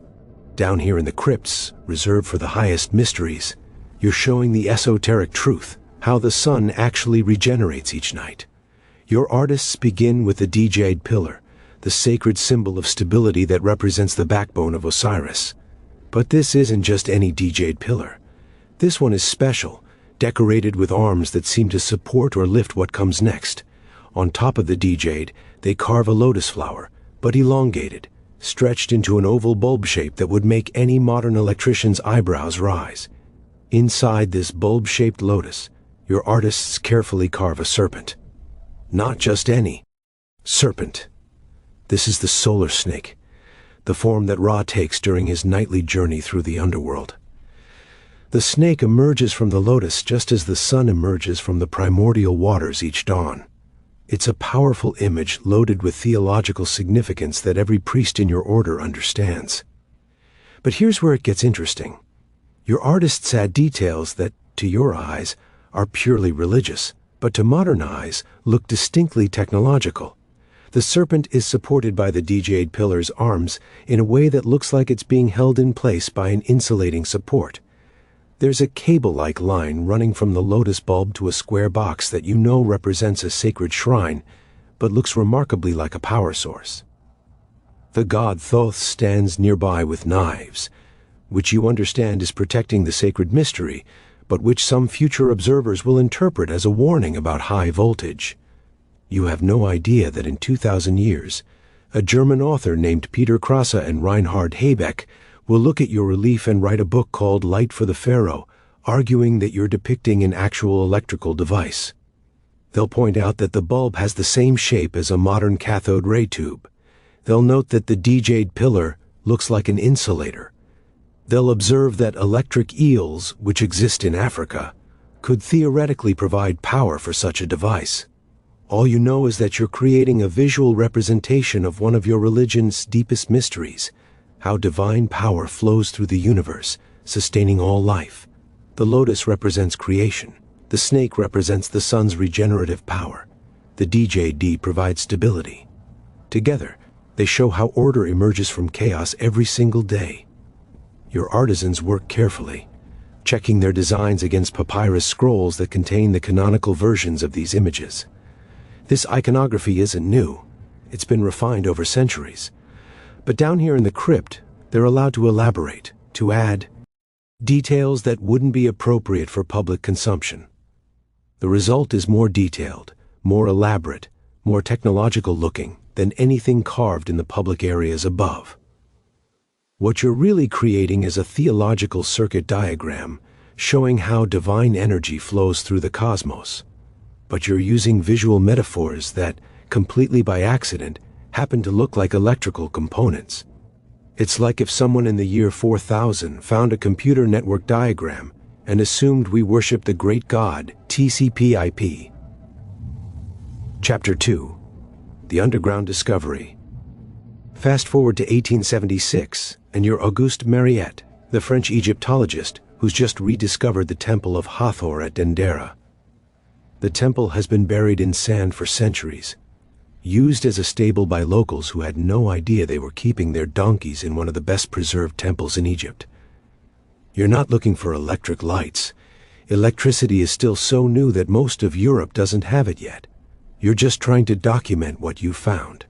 The temple is magnificent. Unlike most Egyptian temples, which were defaced by early Christians or quarried for building stone, Dendera is almost perfectly intact. The ceiling still has its original painted astronomical charts. The walls are covered with hieroglyphs, so well preserved you can see the original chisel marks, but it's what's underneath that's truly extraordinary. Your workers discover a series of narrow passages leading down into the foundation. These aren't tombs. The temple never held mummies. They're crypts, but not for bodies. They're crypts for sacred objects, holy of holies where the most precious temple equipment was stored. The passages are so narrow you have to crawl through some sections. The air is stifling, and your oil lamps keep going out. When you finally squeeze into the chambers, your light falls on reliefs unlike anything you've seen before. The style is typical Ptolemaic, from the period when Greek pharaohs ruled Egypt. But the subject matter is bizarre. Those bulbous objects with snakes inside them, those supporting pillars with arms, those connecting lines that look like... No, that's impossible. You carefully document everything, making sketches by lamplight. You note the soot on the ceiling from your lamps, and also note that there's older soot up there too. Clearly, the ancient Egyptians used the same lighting method you're using. The reliefs must be symbolic religious imagery that you don't yet understand. You publish your findings, focusing on the hieroglyphic inscriptions that explain these are scenes of the New Year festival, showing the daily rebirth of the sun. For over a century, that's where the story stays. Egyptologists study the Dendera crypts, translate the inscriptions and understand them as religious imagery. The bulbs are identified as lotus flowers giving birth to snakes, a common motif in Egyptian art representing creation and regeneration. The jade pillars are well-known symbols of stability. Nothing to see here. Move along. But then the 1990s happen, and everything changes. Erich von Däniken, the Swiss author who's made a career out of claiming ancient aliens built everything interesting on Earth, visits Dendera. He takes one look at those crypt reliefs and immediately sees electrical devices. In his book Eyes of the Sphinx, he describes them as electric lamps powered by energy generators. The alternative history community explodes with excitement. Peter Krasse and Reinhard Habeck take it further. They're not content to just claim these are light bulbs. They want to prove it. They team up with electrical engineer Walter Garn to build a working model based on the Dendera reliefs. And here's the thing that makes skeptics uncomfortable. It actually works. Garn constructs a device following the proportions shown in the relief. He creates a glass bulb in the elongated shape of the lotus. He puts an electrical conductor inside to represent the snake. He evacuates most of the air from the bulb and applies electrical current. The result? It glows. Not brilliantly, but it produces light. It's essentially a primitive Crookes tube, an early form of cathode ray tube invented in the 1870s. The alternative history crowd goes wild. Here's actual experimental proof that the Dendera reliefs could represent working electrical devices. If you can build it from the carving and it works, doesn't that prove the ancient Egyptians had electricity? Well, no. But also, it's weird, right? Dr. Frank Dornenberg, a German physicist and skeptic, publishes a detailed rebuttal. Yes, you can build something that looks like the Dendera relief and produces light. You can also build a working airplane from Leonardo da Vinci's sketches, but that doesn't mean he had an air force. The fact that something accidentally resembles technology doesn't mean it was intended to depict technology. Dornenberg points out the problems with the electrical interpretation. Where are the wires in other Egyptian art? Where are the batteries? Where are the light sockets? If the Egyptians had electric lights, why did they leave soot marks from oil lamps all over their tombs, including in the very crypts where these light bulbs are depicted? But the believers have answers for everything. The wires? Those are the cables shown in the reliefs. The batteries? The box-like objects in the carvings, which could be Baghdad battery-style devices. The soot? Maybe that was from later people who had lost the electrical knowledge. The Baghdad battery reference is particularly interesting. In 1936, archaeologists discovered a clay jar near Baghdad containing a copper cylinder and an iron rod. When filled with an acidic liquid like vinegar, it produces about 1 volt of electricity. It's from about 250 BCE, roughly the same period as the Dendera temple. Could ancient people have discovered basic electrical principles? Mainstream Egyptologists are pulling their hair out. Dr. Wolfgang Waitkus, who wrote the definitive study of the Dendera crypts, patiently explains that every element of the reliefs has a known religious meaning. The elongated lotus bulbs represent the night bark of Ra, the boat that carries the sun through the underworld. The snakes are the sun itself in its regenerative form. The jade pillars are jade pillars, for crying out loud, one of the most common symbols in Egyptian art. But here's what makes this debate fascinating. Both sides are actually right about one thing. The Dendera reliefs do show a kind of technology. It's just not electrical technology, it's theological technology. A sophisticated visual system for encoding and transmitting religious knowledge. Chapter 3. The Priest's Technology. Let's return to you as Hufa, the priest supervising these carvings in 50 BCE. To understand what you're actually depicting, we need to understand your job. You're not just a religious figure. You're what we might today call a cosmic engineer. Your daily work involves maintaining the machinery of the universe through ritual and symbol. Every morning before dawn, you perform the ritual of opening the shrine of Hathor. This isn't just a ceremonial gesture. In your understanding of reality, this ritual literally helps the sun rise. If you don't perform it correctly, the sun might not emerge from the underworld. The fate of existence rests on your precise execution of these rituals, not electrical technologies, but theological ones. The crypts you're decorating aren't basements. They're batteries, not electrical batteries, but spiritual ones. They store divine power in the form of sacred objects. The reliefs on the walls aren't decorations. They're instruction manuals showing how divine energy flows through the cosmos and how priests can tap into it through proper ritual. That light bulb shape? It's called an hainu vessel in your language, and it represents the womb of the sky goddess Nut, who swallows the sun each evening and gives birth to it each morning. Elongated shape isn't random. It represents the stretched-out body of the goddess as she arches over the earth.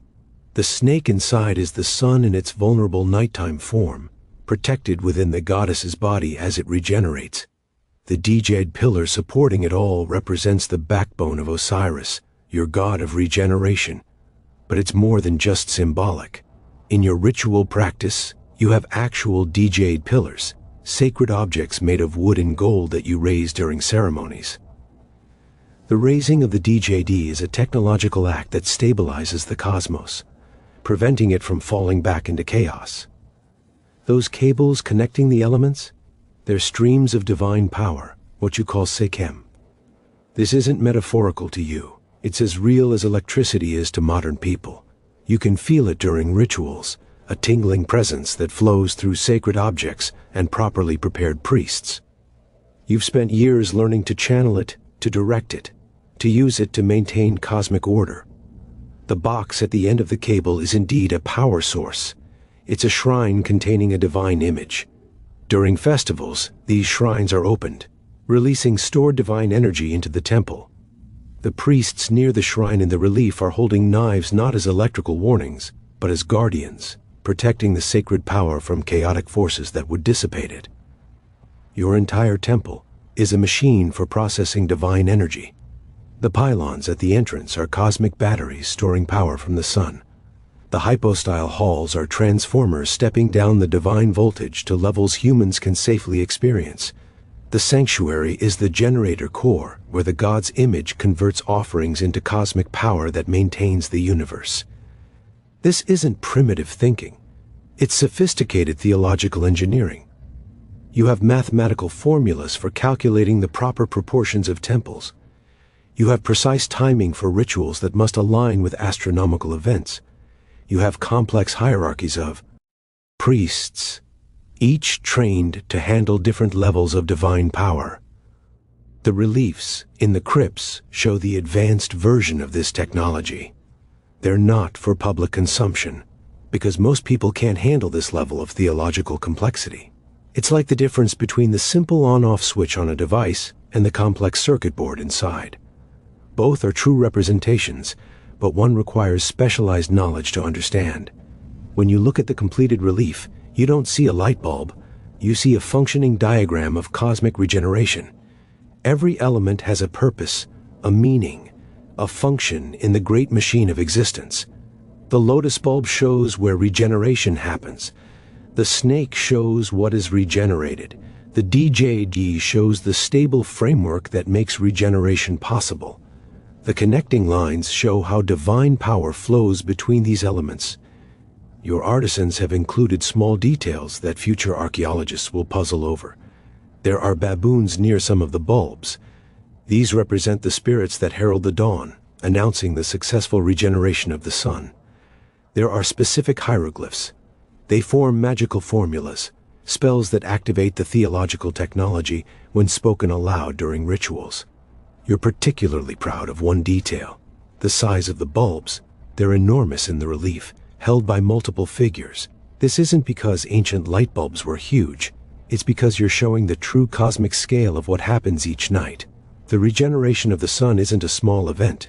It's a massive undertaking requiring the participation of gods, spirits, and priests working in harmony. The soot on the ceiling from your oil lamps doesn't bother you. Light is light. Whether it comes from burning oil or divine radiance, the physical lamps you use to see while creating the relief are just the material reflection of the spiritual light you're depicting. As above, so below, the hermetic principle that Egyptian theology would pass on to later esoteric traditions. What you're really encoding in these crypts is a complete manual for maintaining cosmic order. Future priests will come here to study, to learn the deep mysteries that can't be taught in words alone. The reliefs are three-dimensional textbooks, preserving knowledge that might otherwise be lost. You have no idea that in 2 millennia, people will look at your theological circuit diagram and see electrical circuits. You can't imagine a world where actual electricity flows through wires to create light. But in a strange way, those future interpreters aren't entirely wrong. You are depicting a technology for generating light, just not the kind of light they think. Chapter 4: The Modern Electrical Dreams. It's 1991, and you're sitting in a hotel bar in Vienna, listening to Erich von Däniken explain his latest theory. He's just returned from Egypt, where he's been photographing the Dendera crypts with equipment that would have seemed like magic to the ancient priests, cameras with electronic flashes that turn darkness into day in milliseconds. He's excited, animated, gesturing with his beer as he describes what he's seen. "It's so obvious," he says, pulling out a photograph. "Look at this shape. Look at the filament inside. Look at the insulator. If you showed this to any electrical engineer without telling them it was from ancient Egypt, they'd say it was a schematic for a cathode ray tube." He's not wrong about that last part. When electrical engineer Walter Garn first saw the images, his immediate reaction was that someone was playing a joke. The proportions were too perfect, the details too specific. It wasn't until he saw the reliefs in person, carved into solid stone that had been underground for 2,000 years, that he accepted they were genuine ancient artifacts. Garn's reconstruction experiment is meticulous. He studies every detail of the relief, measuring proportions, angles, connections. He consults with Egyptologists about the materials available in ancient Egypt: glass, copper, iron, various acids that could serve as electrolytes. He's not trying to prove ancient aliens or lost civilizations. He just wants to see if it's physically possible to build what the relief appears to show. The device he constructs is ingenious. The glass bulb matches the elongated shape of the lotus in the relief. Inside he places a copper wire to represent the snake, suspended exactly as shown in the carving. He creates a partial vacuum in the bulb. Not perfect, but achievable with ancient technology using heated air and water seals. At the base he builds a Leyden jar, a primitive capacitor that could have been made with materials available to ancient Egyptians. When he applies electrical current from a reproduction Baghdad battery, several of them linked in series to produce enough voltage, something remarkable happens. The partial vacuum in the bulb glows with a pale light, not bright enough to read by, but definitely visible. The snake electrode creates a plasma stream that looks eerily similar to the serpent in the relief. The alternative history community treats this like the discovery of the century. Here's proof, they say, that ancient Egyptians had electricity. The reliefs aren't religious symbolism. They're technical diagrams. The priests weren't performing empty rituals. They were operating electrical equipment. But Dr. Frank Dornenberg, watching Garn's demonstration, notices something important. The device works, yes, but it's incredibly inefficient. The amount of power required versus the light produced makes it worse than a simple oil lamp. And more importantly, Garn had to use modern knowledge to fill in the gaps. The relief doesn't show how to create a vacuum. It doesn't show how to generate electricity. It doesn't show any of the crucial details you'd need to actually build the device.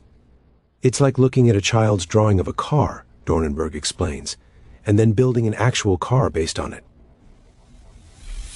Yes, the drawing has wheels and windows in roughly the right places, but you're adding 99% of the engineering yourself.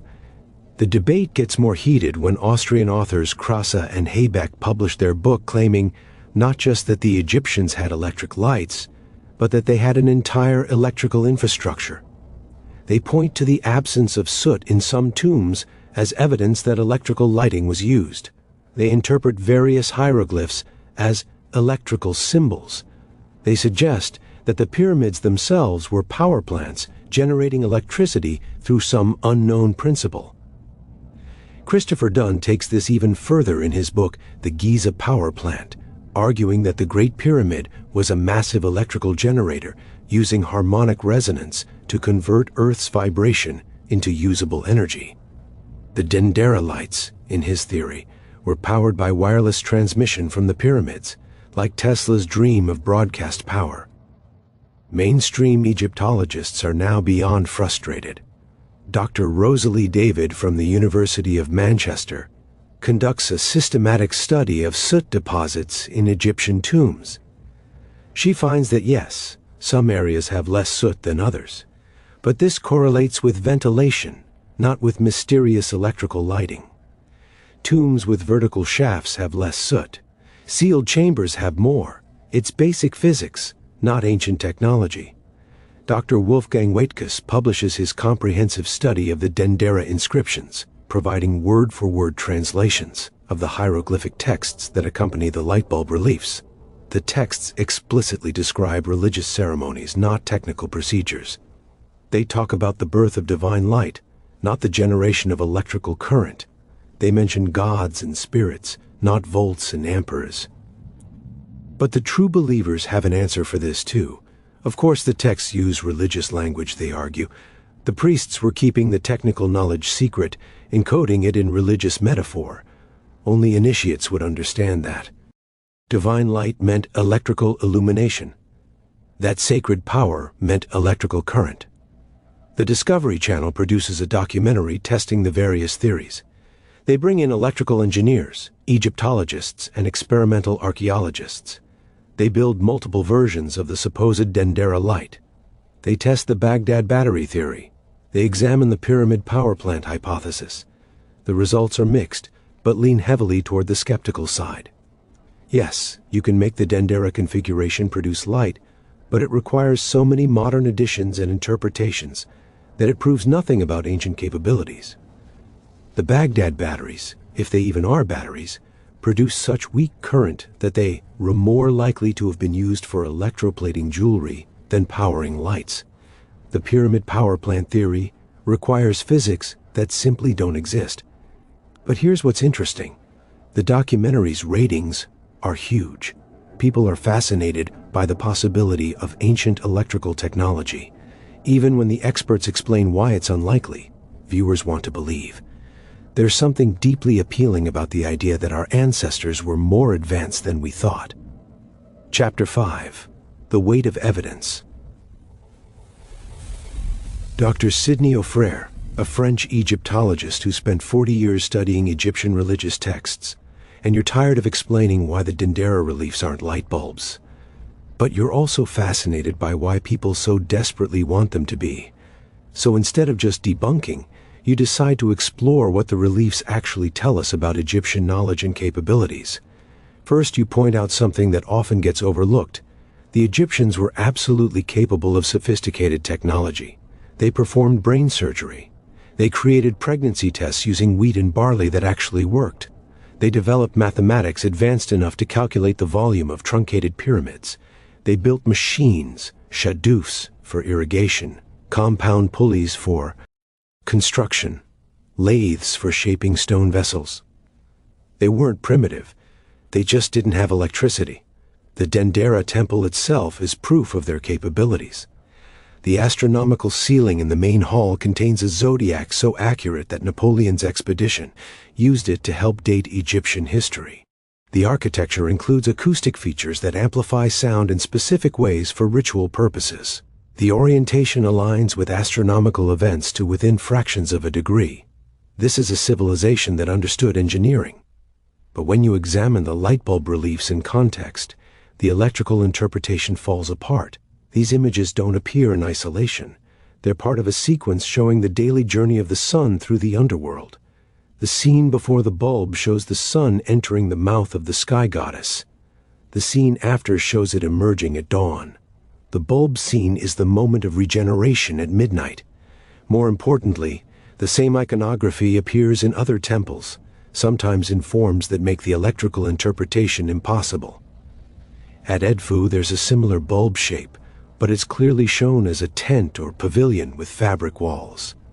At Karnak, the snake emerges from a lotus that's obviously a flower, with petals and stem clearly depicted.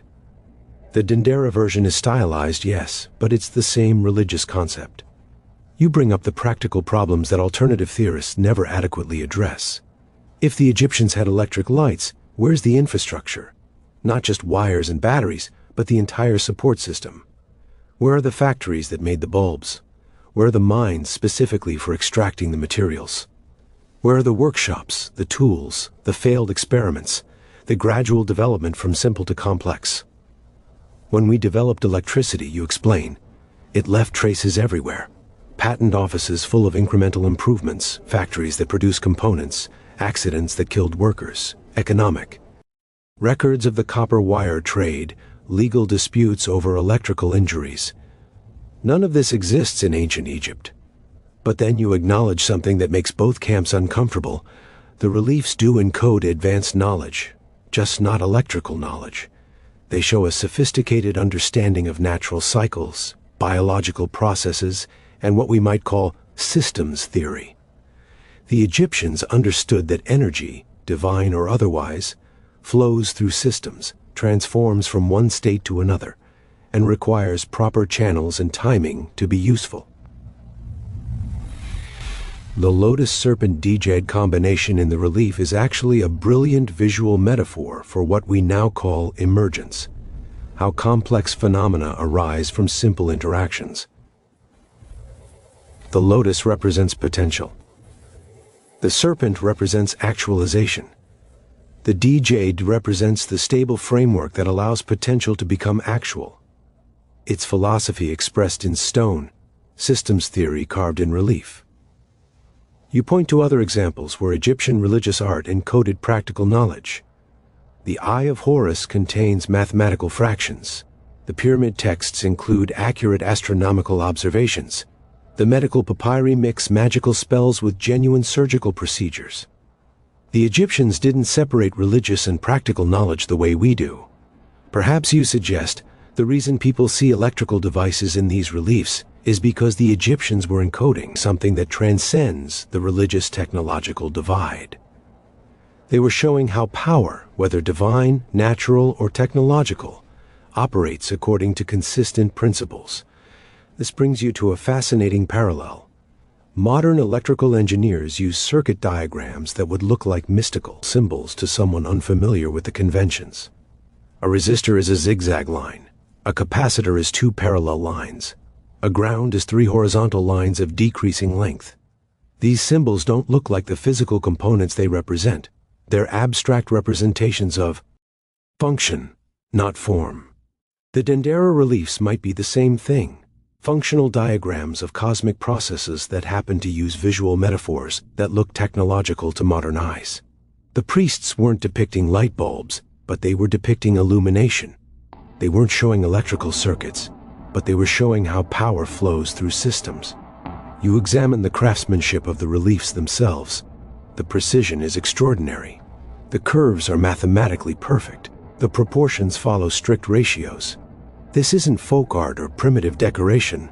It's technical drawing created by people who understood that accurate representation was crucial for the information being conveyed. But what information? The hieroglyphic texts are clear. These are instructions for rituals that ensure the daily rebirth of the sun. But the visual elements might encode additional layers of meaning. The specific proportions might represent astronomical ratios. The positions of figures might indicate timing. The sizes of elements might show relative importance or power levels. You've spent years studying these crypts, and you've noticed something that neither the ancient alien theorists nor the traditional Egyptologists talk about much. The reliefs seem designed to be experienced in sequence, in flickering lamplight, by someone in an altered state of consciousness from incense and ritual preparation. Under these conditions, the static carvings would appear to move, to flow, to come alive. The light bulbs would seem to glow. The snakes would seem to undulate. This isn't electricity, but it is a technology, a consciousness technology designed to create specific mental states that allowed priests to experience religious truths directly. The reliefs are part of an immersive system that includes architecture, acoustics, aromatics, and ritual movement. They're components in a machine for altering consciousness and conveying knowledge that can't be expressed in words. Chapter 6. Illuminating the Truth. You're back in the Temple of Hathor. But now it's 2024, and you're a tourist with a PhD in electrical engineering. You've come to see the famous Dendera lights for yourself, armed with both skepticism and wonder. The Egyptian government has installed LED lights in the crypts, actual electrical lights illuminating the supposed ancient electrical lights. The irony isn't lost on you. Standing in front of the reliefs, you can absolutely see why people think they're light bulbs. Your trained eye recognizes the shape of a discharge tube, the configuration of insulators, the layout of a basic circuit. But you also notice what the photographs don't show, the sheer impossibility of the scale. These bulbs would be 6 feet long and 3 feet wide. The cables are as thick as tree trunks. This isn't human-scale technology. Your guide, Ahmed, is used to tourists asking about the electrical theory. He's developed a practice response that threads the needle between respecting alternative views and maintaining archaeological integrity. Many people see different things in these reliefs, he says diplomatically. What's certain is that the ancient Egyptians were encoding important knowledge here. But then he shares something more personal. His grandfather was one of the workers who helped excavate these crypts in the 1950s.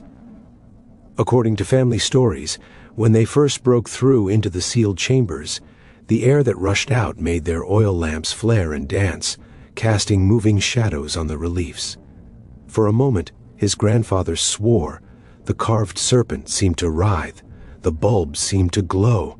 It was probably just oxygen-starved air mixing with fresh air, creating unusual flame effects. Probably. This story captures something important about the Dendera lights controversy.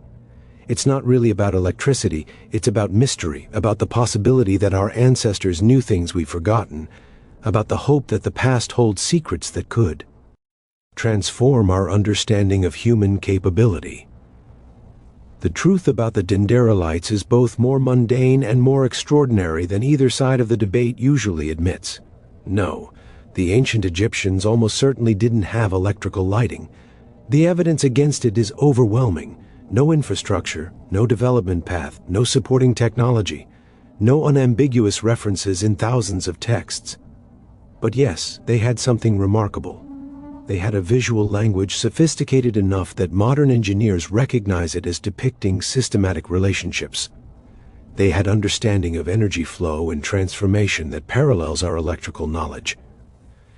They had the ability to encode multiple layers of meaning in single images, creating artifacts that speak differently to different audiences across millennia. The reliefs are technological diagrams, just not electrical ones. They're diagrams of theological technology, consciousness technology, knowledge preservation technology. They show how the Egyptians understood power, transformation, and regeneration.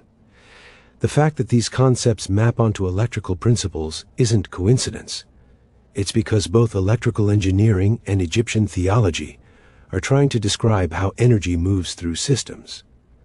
Standing in the crypt, you realize something else.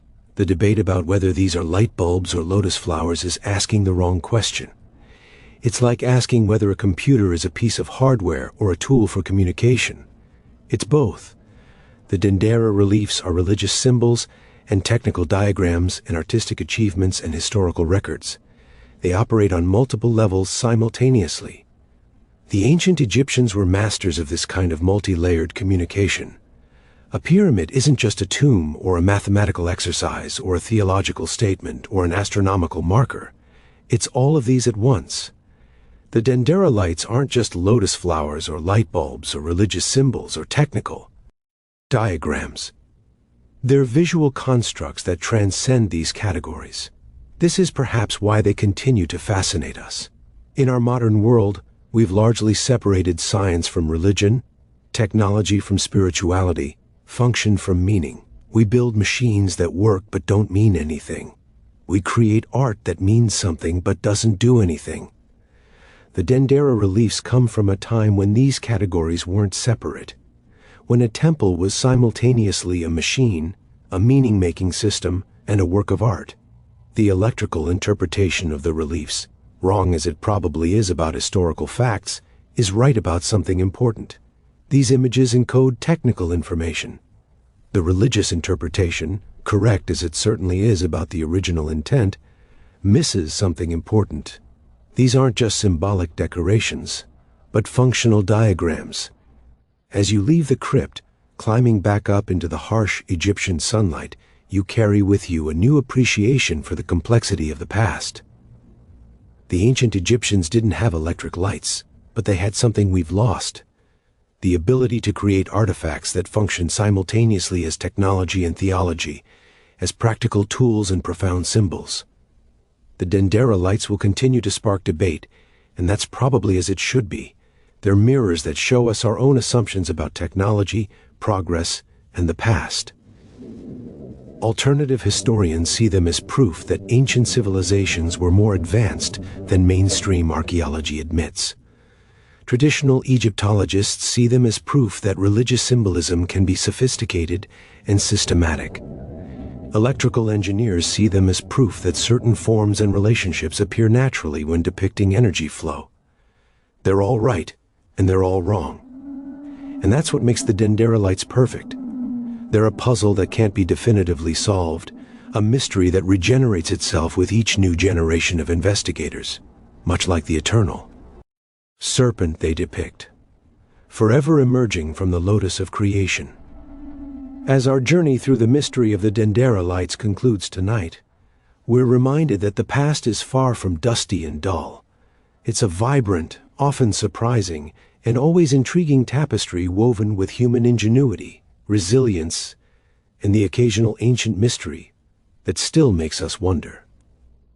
Until our next archaeological adventure together, this is your narrator, encouraging you to remain curious about the incredible tales still waiting to be discovered beneath our feet.